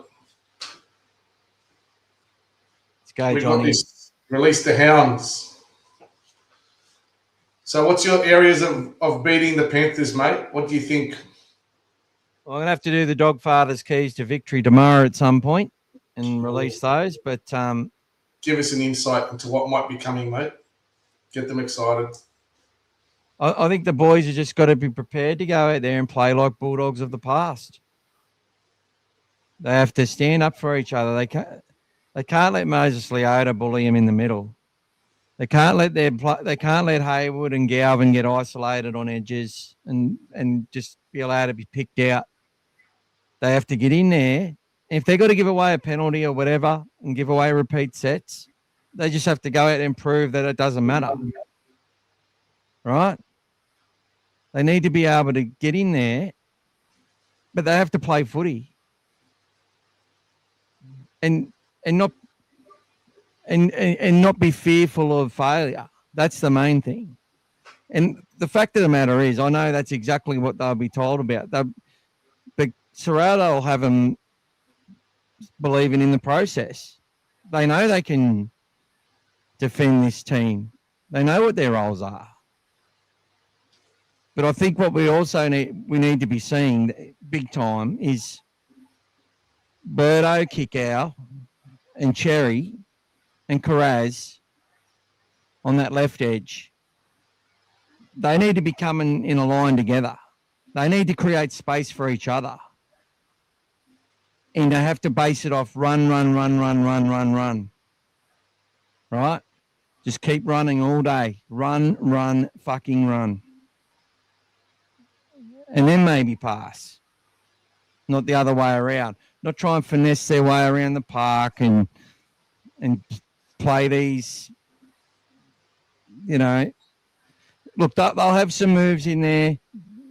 They'll be watching. Kenny will be sitting there watching Hayward like a hawk. He's going to be sitting there expecting Hayward to do that inside ball. We got him last year with this Preston try, right? It was off a similar type of play. The one that we got against Canberra, right? Where Preston scored again off the second phase, where Galvin got caught. We actually caught Penrith out with that last year. So they'll be all over that play. And they'll be all over versions of that play, knowing we're probably going to do it at different points. They're going to be trying to come in on Carraz and stop in his second phase and trying to put him off his game. I think they'll really try to. Teams, I've noticed that's what they're trying to do with Jacob Carraz this year. But we have to play to our strengths. Look, we've got a great left edge, but to be fair, if I'm going to be critical of our team ever, it's never stood up to the level that we've sort of thought it would consistently. So, but usually in these games, our coach has had us produce things that the opposition team sort of haven't been ready for.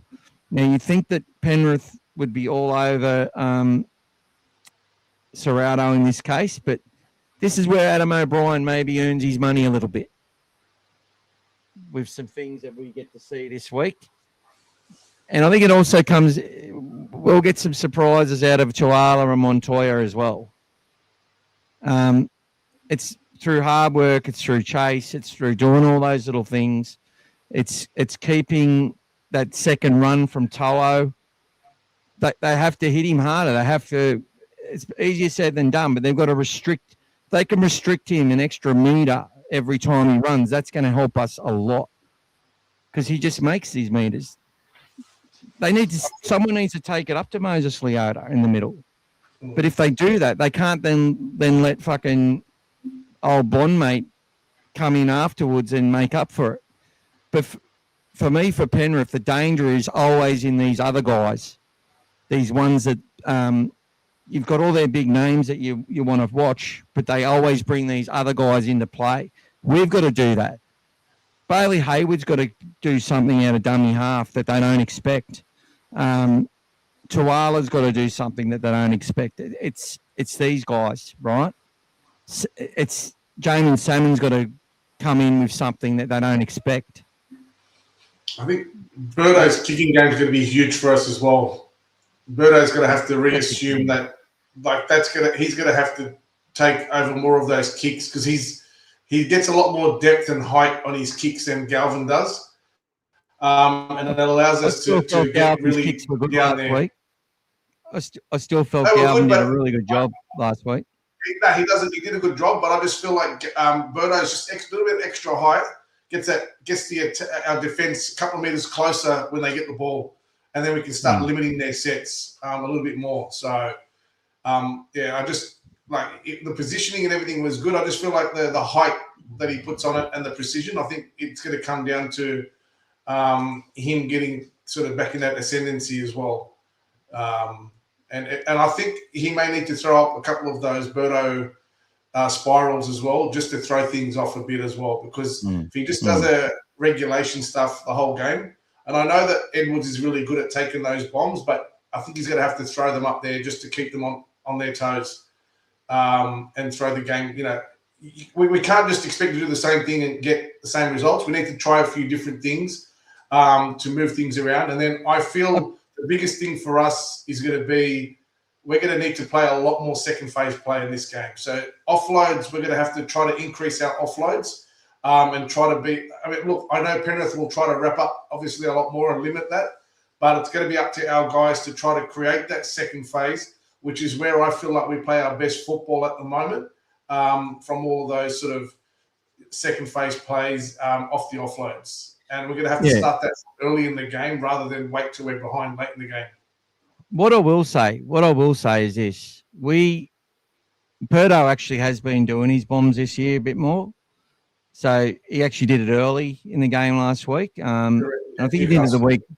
I think he did it the week before as well. Yeah. So what I'm thinking is that it's good to get it deep, but I think the line needs to. It's all right to let Edwards run 20 meters, if that makes sense. If they get their line right and they make sure they don't let any late offloads come out of yardage ourselves, I think that's what we need to control big time. Because I think we're still not there with fitness. And if we just try and out fitness Penrith, you don't beat them. That's playing their own game. They're the best at it. We're not the best at it yet. We can be as good, but we're not the best at it yet. They can outgrind us.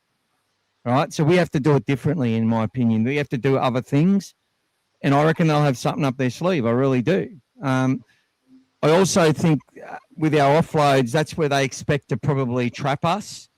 And they know that that's our bread and butter sort of thing. So I think it's still hard to defend, though. Oh, it's it still is. hard to defend. You give yourself enough chances with it. We're still going to create a lot more than we're not going to create by having it in our game as well. It's been working for us, for the last 18 months. It's given us sort of the most sort of impotence whenever we've done anything. It's been the best thing. So I think it's got to come from other players, though, not the traditional ones. Correct. Is my point. This is why we spoke about Max King the other day and a few of these other players that have kind of put away. Even if you look, I saw a stat earlier. I mean, Lockie Galvin had 53, I think it was 53 or 55 offloads in his time in the 31 games he played with Tigers. And in the 18 games with the Bulldogs, he's done less than 12. 10. Yeah, 12. Yeah.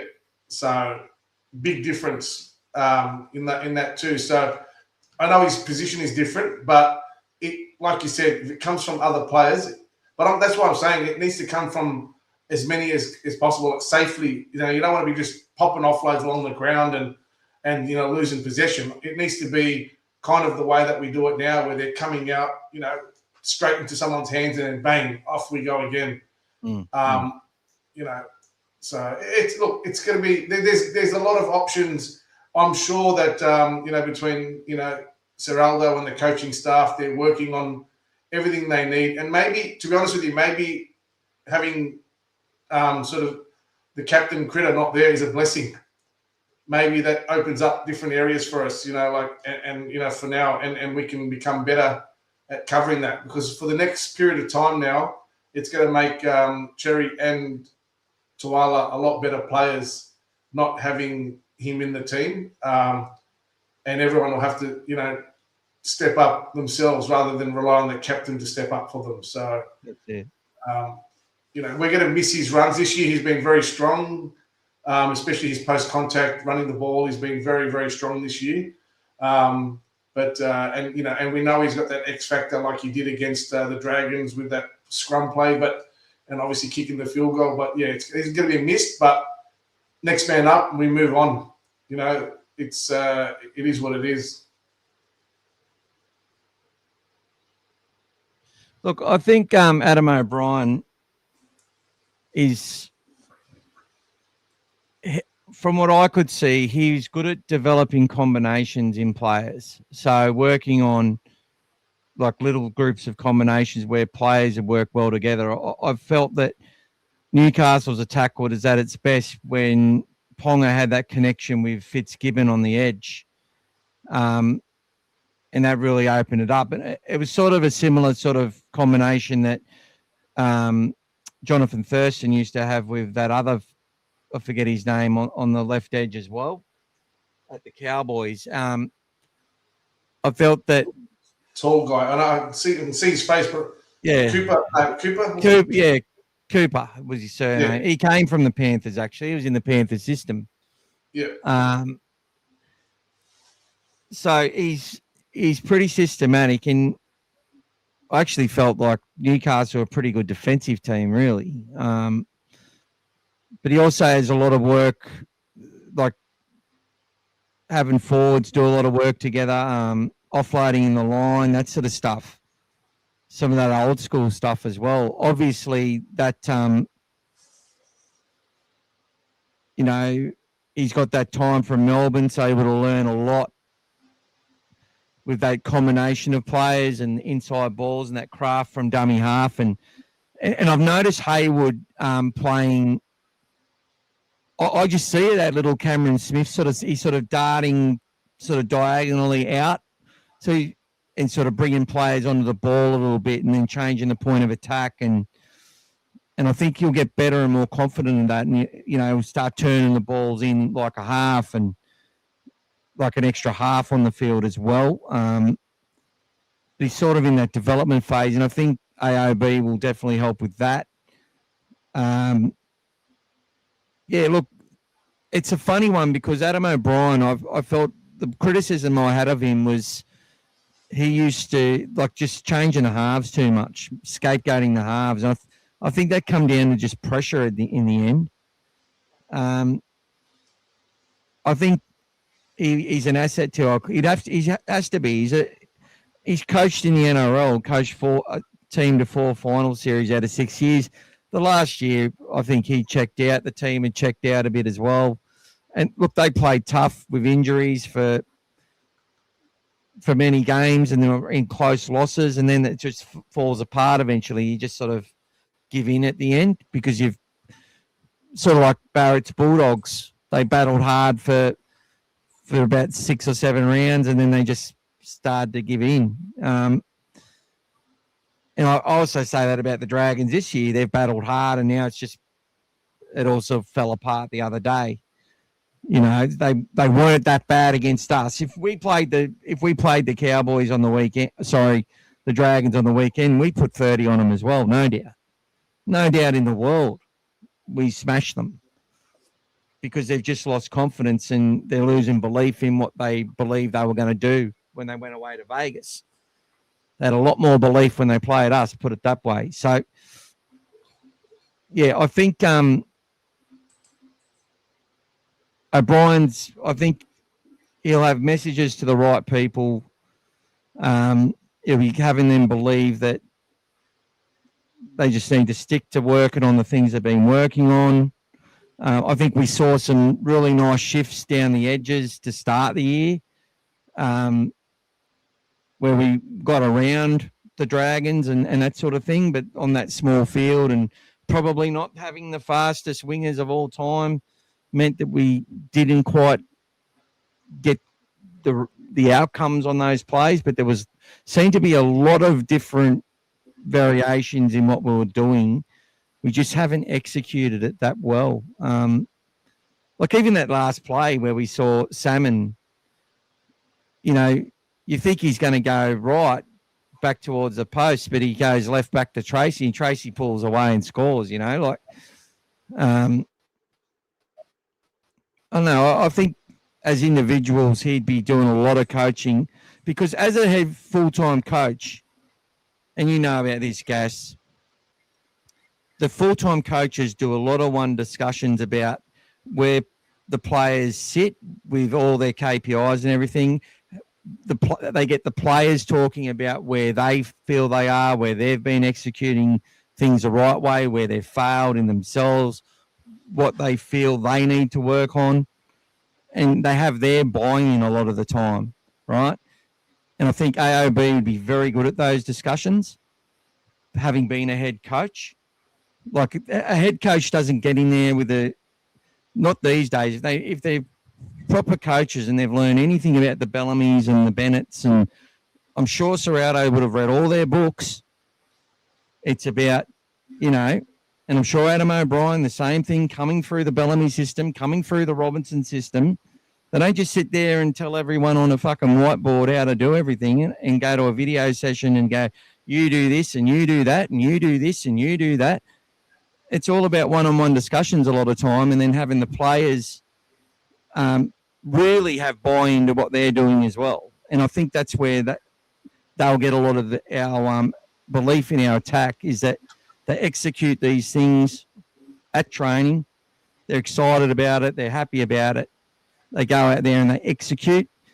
And I'm sure as the coach, what they're going to be telling them is that they might not get the outcome sometimes, but the fact that they nailed most of what they were doing, you could see it works. If you get that pass right at the end, you failed with that pass for whatever reason, you've got to fix that, or we're having other conversations later on.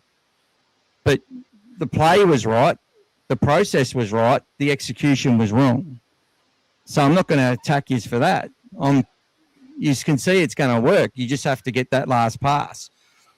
And yeah, I think it's a lot of that stuff. I'm sure that he would have, that the players would be very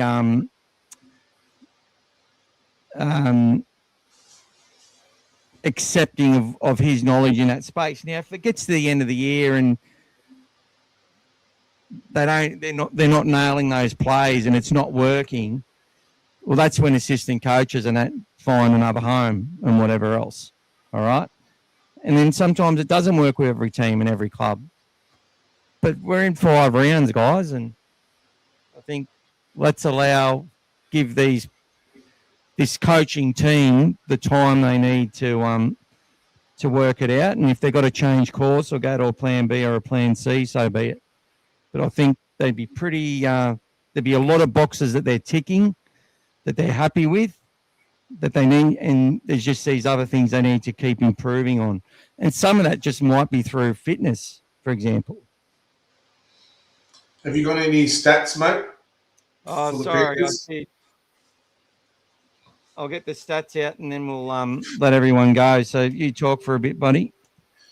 Andrew still got a few more comment reading online. Discord people seem to suggest he put the shackles on Kai Peace Paul, and since he left, he's looked a different player, different team as well, different structure. But Gavin Cooper. I'd also say that's a little bit. That commentary they've made is a little bit short-sighted because first-year players from England tends to take them a little while, you know. And I've felt that he was one of the players that actually stood up with the aggression and the energy, especially against the Bulldogs when we looked all over him. Yeah. He played well against us, Kai Pearce-Paul, and I also just think he's playing with a side that's ascending versus a side that are sort of where the coach and the playing group has sort of had enough of each other, if you know what I mean, which is natural after that period of time where they think we're probably not going to get to where we were, if that makes sense. And we've battled hard and we just need a new voice in the room. Like that happens at every club. It's only a special few coaches who, and that's why Adam O'Brien's gone back to being an assistant and doesn't have a full-time gig at the moment. He might get there again one day.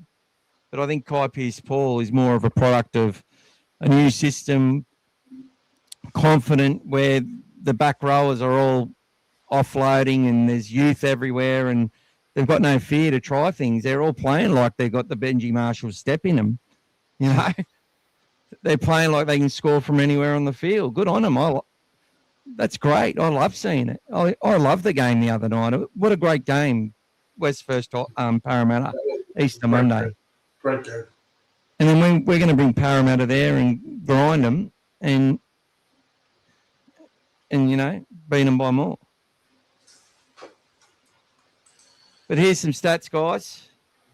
So, recent scoring trends. Jacob Preston has scored 5 tries in the last 3 games, scoring at least once in all 3 games played against Penrith in 2025. Paul Alamotti has scored 4 tries in his last 2 matches against the Bulldogs. He also scored for the Dogs against the Panthers during our 44-18 loss in 2023. Galvin has scored a try against the Panthers in his last 2 matches. Matt Burton has kicked 16 from 17 against the Panthers, and he'll probably be our kicker this weekend. And the Panthers have won 9 of the last 10 matches against the Bulldogs, with our only win against a reserve grade side last year. Now, the Bulldogs ended an 8-game winning streak against Penrith, against those juniors. So they'd won 8 in a row before then. Taking out that game in the semi-final, and the biggest winning margin between 2024 and the round 17 game in 2025 was 6 points. Interesting. Galvin plays his 50th game. Yes. Where's that anywhere? Made up stat of the week. If you were to combine all the stats for effort areas, kick pressure, support play, kick chase, line speed, and making first contact as a defender, Bailey Hayward leads the competition in all those stats added together. Some more stats here. Biggest winning margin for Penrith is 42 points in 2020. And for the Bulldogs, it was 26 in 1980, the year that we won the comp. The most points scored in a match, Penrith 52 in 2008 when we come last. And Bulldogs scored 46 in the year we won the comp in 2004. Girdler scored 24 points in 97 as their highest point scorer, and Hazem El Masri 22 points in 2004. Most tries in a match is 4. That belongs to Bernie Lowther for the Dogs in 1974 and Luke Rooney for Penrith in 2008. Now, Bernie Lowther was a Kiwi international, a big centre who had an injury-riddled time with the Dogs, sort of didn't have the best attitude apparently, and missed out on the grand final loss that we had, I think, the Souths in 1974. where Bob McCarthy got the intercept. Is that right? Something like that happened. That was 67. The intercept was in the 60s. Oh, was it? Yeah, I've forgotten. Thank you for those stats, D. Really appreciate it, brother. He's like any stats this week because he put a lot of effort into them. So. Actually, hang on. One more. Let me miss this one. Andy's saying, how about we go out there and make it personal with the Panthers and Broncos? Give us back what's ours. That's it. That's it, Andy. Fucking get out there. Stand up for your mates. I think maybe my curiosity is how much can actually be an applicable template on a team when someone like Lockie gets so many touches but plays so instinctively. Lots of shape across the comp, looks the same. Yeah, well, that's a good point. I think Lockie, the more practice makes perfect. The more touches he's going to get, the more he's going to sort of learn and evolve. He's going to see as these scenarios unfold and where he misses opportunities. I just think it's about development. And I don't really think we've got the answer in anyone else as a first grader right now. That's because we're going in deep with Mitch Woods and his halves academy bunch that are coming through and competing hard with each other. And we're going to lose a few of those kids, unfortunately, but dude, Macca, you know about Joey Taiapa. He's your boy, you know what I mean? And Alex Connie, how happy they are with him and how well he's coming along. Forget that Braith's his manager. He's a good halfback. And Mitch, his body will get right eventually. And we got Galvin there now, and he's playing his 50th game. 50 games for Galvin. 20-year-old. 20 years old. He's on track to do what a lot of other players, well, not many players have done.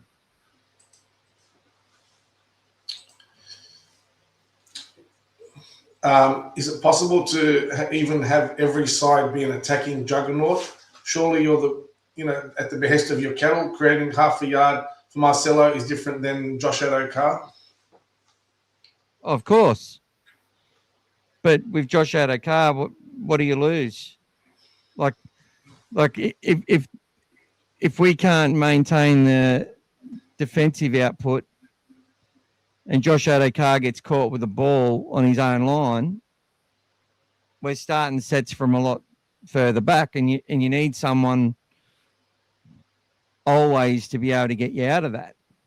Whereas from a attacking point of view, Mars is actually, with the energy he takes out of the opposition through his carries and stuff, we've been able to get into better positions on the field where it hasn't been, whereas Burton's actually been able to control his kicks and set us up to actually put teams under a lot of pressure and play this really tough game of rugby league. Like, that's just what it comes down to.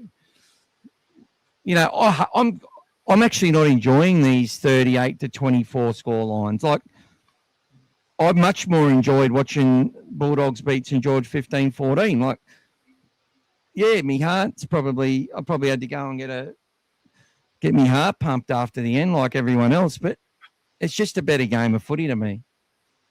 This manufactured need to have high scores, it's just catering to this entitlement, in my opinion.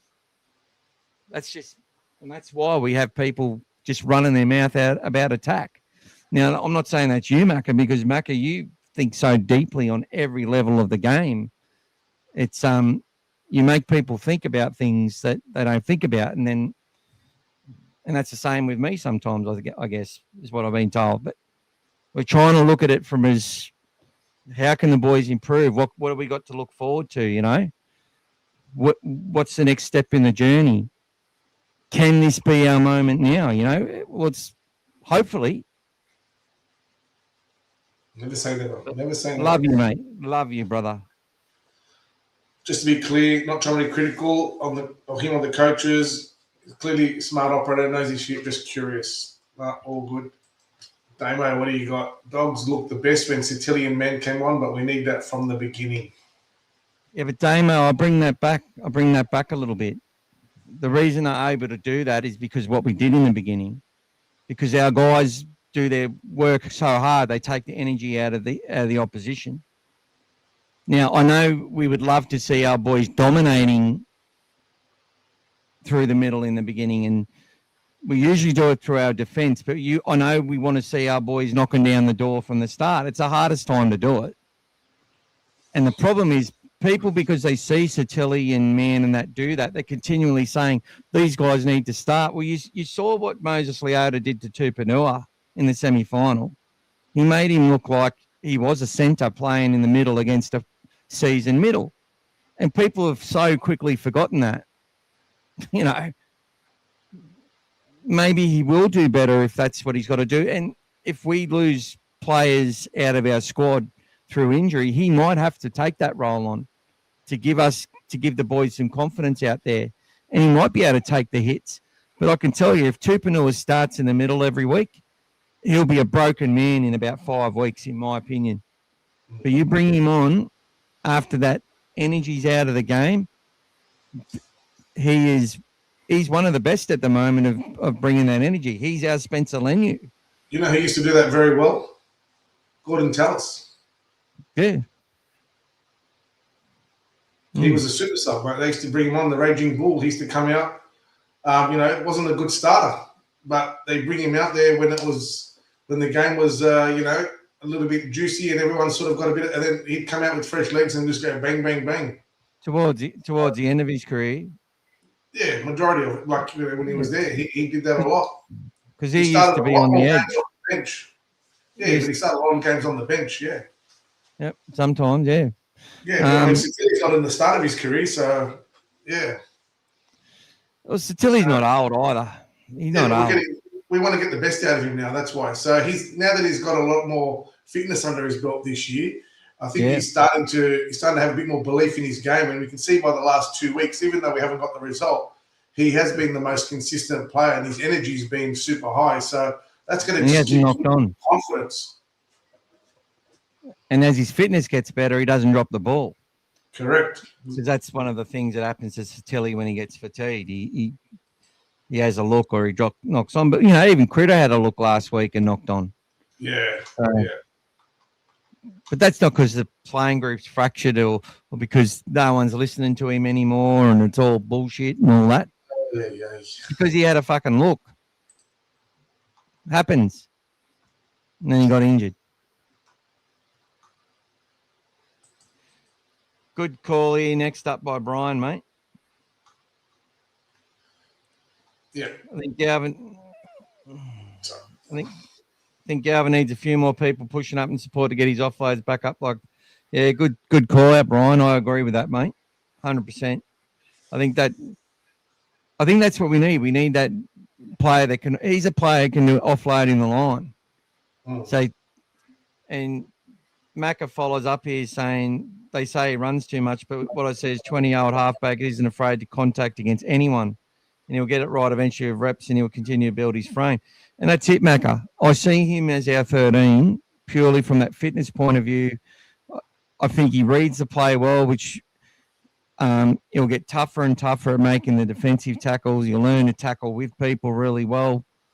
And he'll gain a lot of confidence by the fact he's starting to absorb that contact in defense and put people on their ass. And it's taken all of those runs because he's not playing the stupid play, which is predetermining I'm going to pass this football when it's not on, which he was doing at different times under fatigue, and like last year, and there's a couple of games where he just threw the ball. Even at the start of this year, he did it a couple of times where he's engaged the line, just predetermined he was going to pass and threw the pass anyway. Whereas the last 2 games, I've actually seen him hold on to it and take the medicine. So,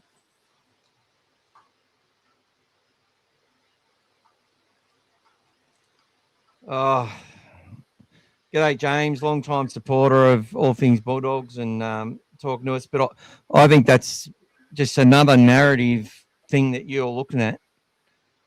Don't worry, there'll be thousands of people who agree with you, but that's just, to me, they're making everyone unhappy to make the halfback happy. Like, honestly, no. If you believe that our club first mantra is called Galvin first, yeah, I just don't know what to say to that. I can't articulate it anymore. Maybe go watch the rest of the show if you want.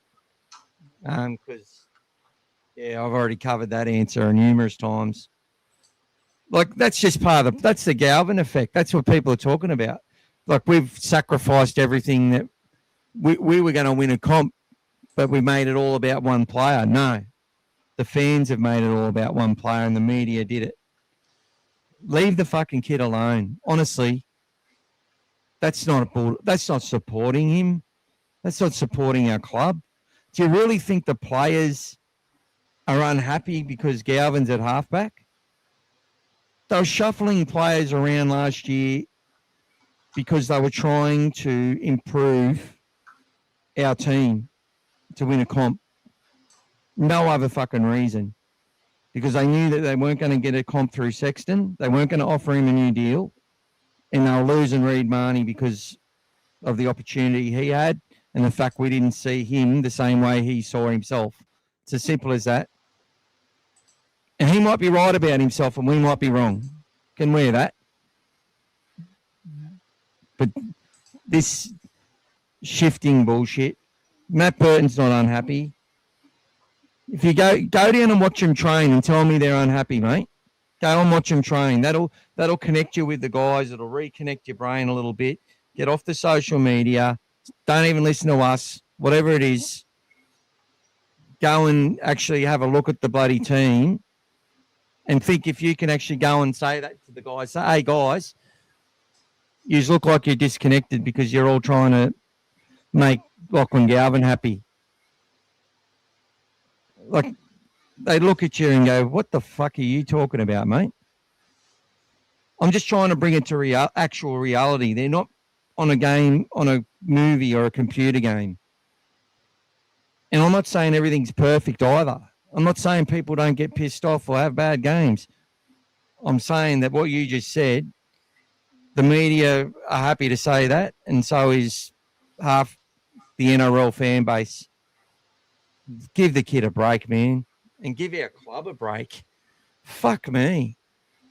I know you didn't even say that very disrespectfully, but I'm reacting because I just think it's absolute toxicity to suggest that grown men in a game of rugby league who have sponsors who all want to win and win a rugby league premiership, and you think they're making it about one player in our team happy?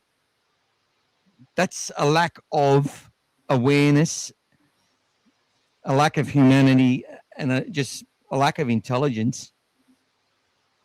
But anyway, I'm fat, mate, and I'm not the smartest person in the room either. So you're probably way more intelligent than me, but come on, man, give it a fucking break. Halves historically with a powerful running game go into their shell and find it hard to bring it out in games. Too often, too sideways. Joey talks about Munster struggling to balance his game still.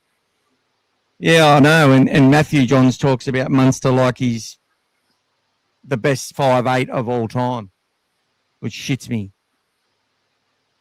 Very good player.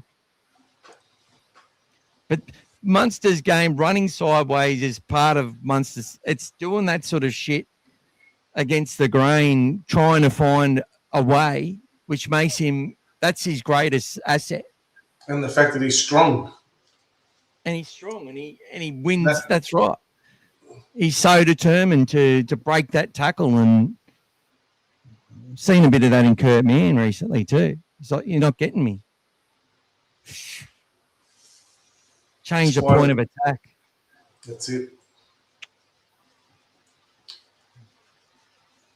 I think Galvin will be our 13 when Woods is ready. And if we keep Birdo from the NFL, which is a big positive of him going, I think. Well, if he can earn $2 million to go to NFL and maybe kick the football, that's a pretty cruisy life, man. Maybe after his career, mate. Kicking the ball, he can still be fit and do that after. I think Birdo is our best player. 100%. But he hasn't made a try assist since round 74 last year. And yeah. Most stuff that happens around our team has something to do with Matt Burton. Yeah. He doesn't need to try assist. He doesn't need to try assist when he's scoring them himself, mate. Best six in our team, and right now is probably the best centre in our team as well. I'd say he's our best player right now. But anyway, that's just my opinion. I love you too, Brian. You worked it out, buddy. I reckon this teddy bear's probably a little bit smarter than me. I reckon Harry Hayes, mate, is smarter. He's in the room. Harry Hayes, he'll be watching tonight. He always watches All Things Bulldogs on a Tuesday night, 7:30. So what episode is this today, mate? Oh, now we've got the St. George. G'day, Jag from St. George. How you going, mate? You supporting the Dogs yet? Did you know? I'll tell you something that's funny, Jag. There's a whole bunch of supporters who wanted Shane Flanagan to come to this club, and when they talked about Gutherson and Valentine Holmes and Damien Cook and I think Moses Sully, Luciano Leilua. Even one day I think they were saying we should get Blake Laurie.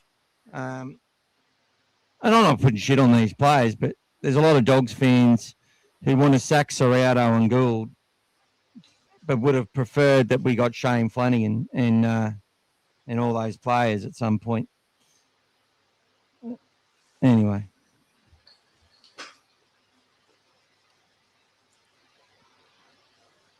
That's stupid. Kyle Flanagan's a much gutsier player, in my opinion. Sean's probably got a better brain, but I'd rather Kyle defending on an edge than Sean. Isn't it the only game he hasn't played? They haven't scored a point, and they weren't competitive. And they weren't competitive. The problem with Kyle, he's got this predetermination about his kicking game. Shane needs to play Kyle as he's 14. Start him at 9, for the first 25 minutes. Bring Liddell or Cook off the bench as this, next and play that similar style. That's what they've got to do. Kyle's better when he doesn't think, where he just gets out there and just, instead of trying to finesse players onto the ball, turn them back inside and trying to be the man, he just needs to get it from dummy half, take a run, get away, quick play the ball, get a try out of dummy half the next play. Kyle's not a bad footballer, man. You don't play 100 games in the NRL. He didn't play 100 games because of his dad. He's played 100 games because he's been a solid, dependable option. And there's other coaches and assistant coaches in that organisation that are telling Shane that Kyle's the right man for the job. It's the hardest thing to do is to coach your own son. And the players too. The players will tell you as well. Like the leadership team and the players, they know who they want and don't want in a team. They make it quite clear to a coach if they want it. So if he was not going to be there on his own merits, then he would not be there. And until those young guys can defend like Kyle, he's just occupying a space right now. Yeah. You got some good talent in that team, man. Fuck. Yeah. Cade Reed, King Tonga, bloody Pacific Tonga, the big fella. Yeah. The forwards, mate. The forwards, the young blokes are coming through as well. Number like 13. Hamish Shebb. Yeah. Hamish Shebb brothers and everything. Like, there's a lot of talent coming through. The fans need to shut their fucking mouths and just let them develop these kids and get them into that side because they're going to compete hard. Maybe Shane Flanagan's not the answer, but Anyway, thanks to All Things Dragons.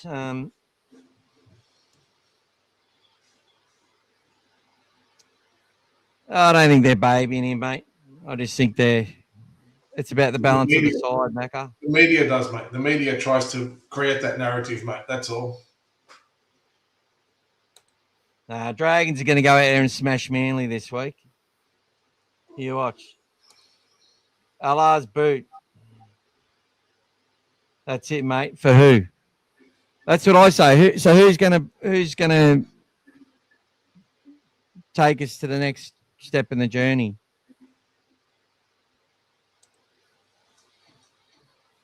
No, we're not nervous, mate. They're going to go out there and play like Bulldogs and win or lose.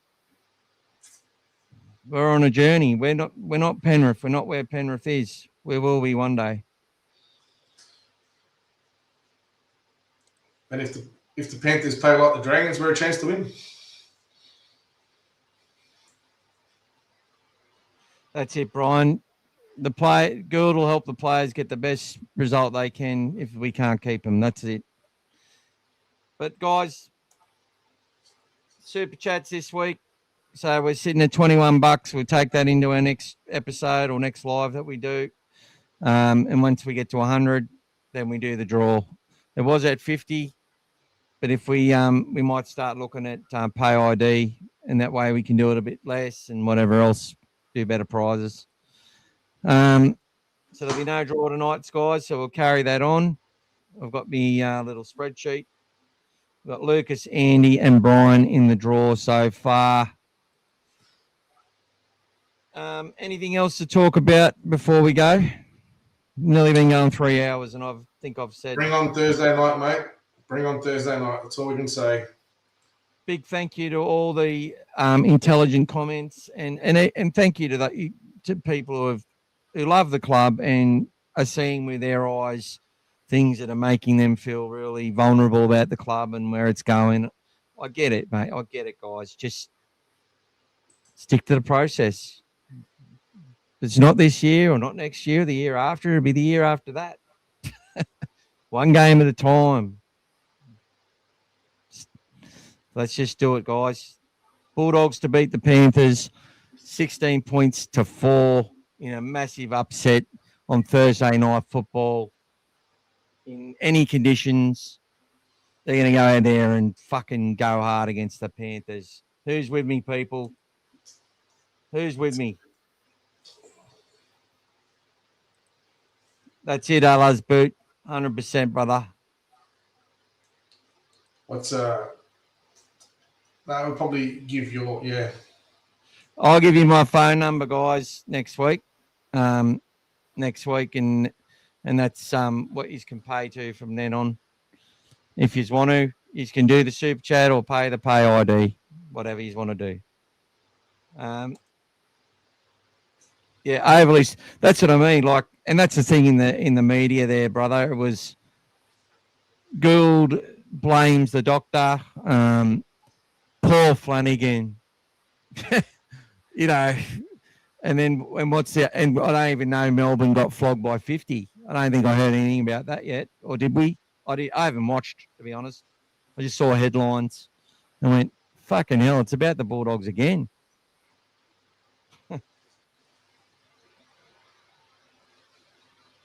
Oh, mate, if we hold the Panthers to 4 points, I'd also be happy. But look, fuck it. I think there's a you play the game 100 times. I reckon there's a scenario where we can beat them 18 points to 4. I really do. All good, guys. All right. Thanks for tuning in, people. We've gone about 3 hours tonight, and it's time for bed. Thank you to you, Gas. Stick around for Prestomania, the hit song. If you haven't heard it before, check it out. It's on YouTube. Every view on it gives me about 0.5% of a cent. So let's do it. Thank you, guys. Go the Dogs. Lost in darkness, the Bulldogs lost their way. losing everything and forgot how to play. Along came the kid with long blonde hair. His name is Jeff Preston, do not despair. Doggies fans, are you ready? Ready? Yes, we are ready, ready. Here we go, here we go, here we go. Prestomania, mania, mania. Prestomania, mania, mania, mania. Prestomania, mania, mania. Memories of Barrett's boys hurt us as we hang our heads in shame. Des and Deeb left us without a blue sky and no scapegoats to blame, but the rival of Presto and a new hungry Bulldogs breed. We'll leave these nightmare memories for dust as they look for opponents to meet. Doggies fans, are you ready? Ready? Yes, we are ready, ready. Here we go, here we go, here we go. Prestomania, mania, mania. Prestomania, mania, mania, mania. Prestomania, mania, mania. He came in 2023. He won all the awards and embarrassed some frauds for free. Tackling until his last breath, running harder than much bigger men. Prestomania has led the way. Prestomania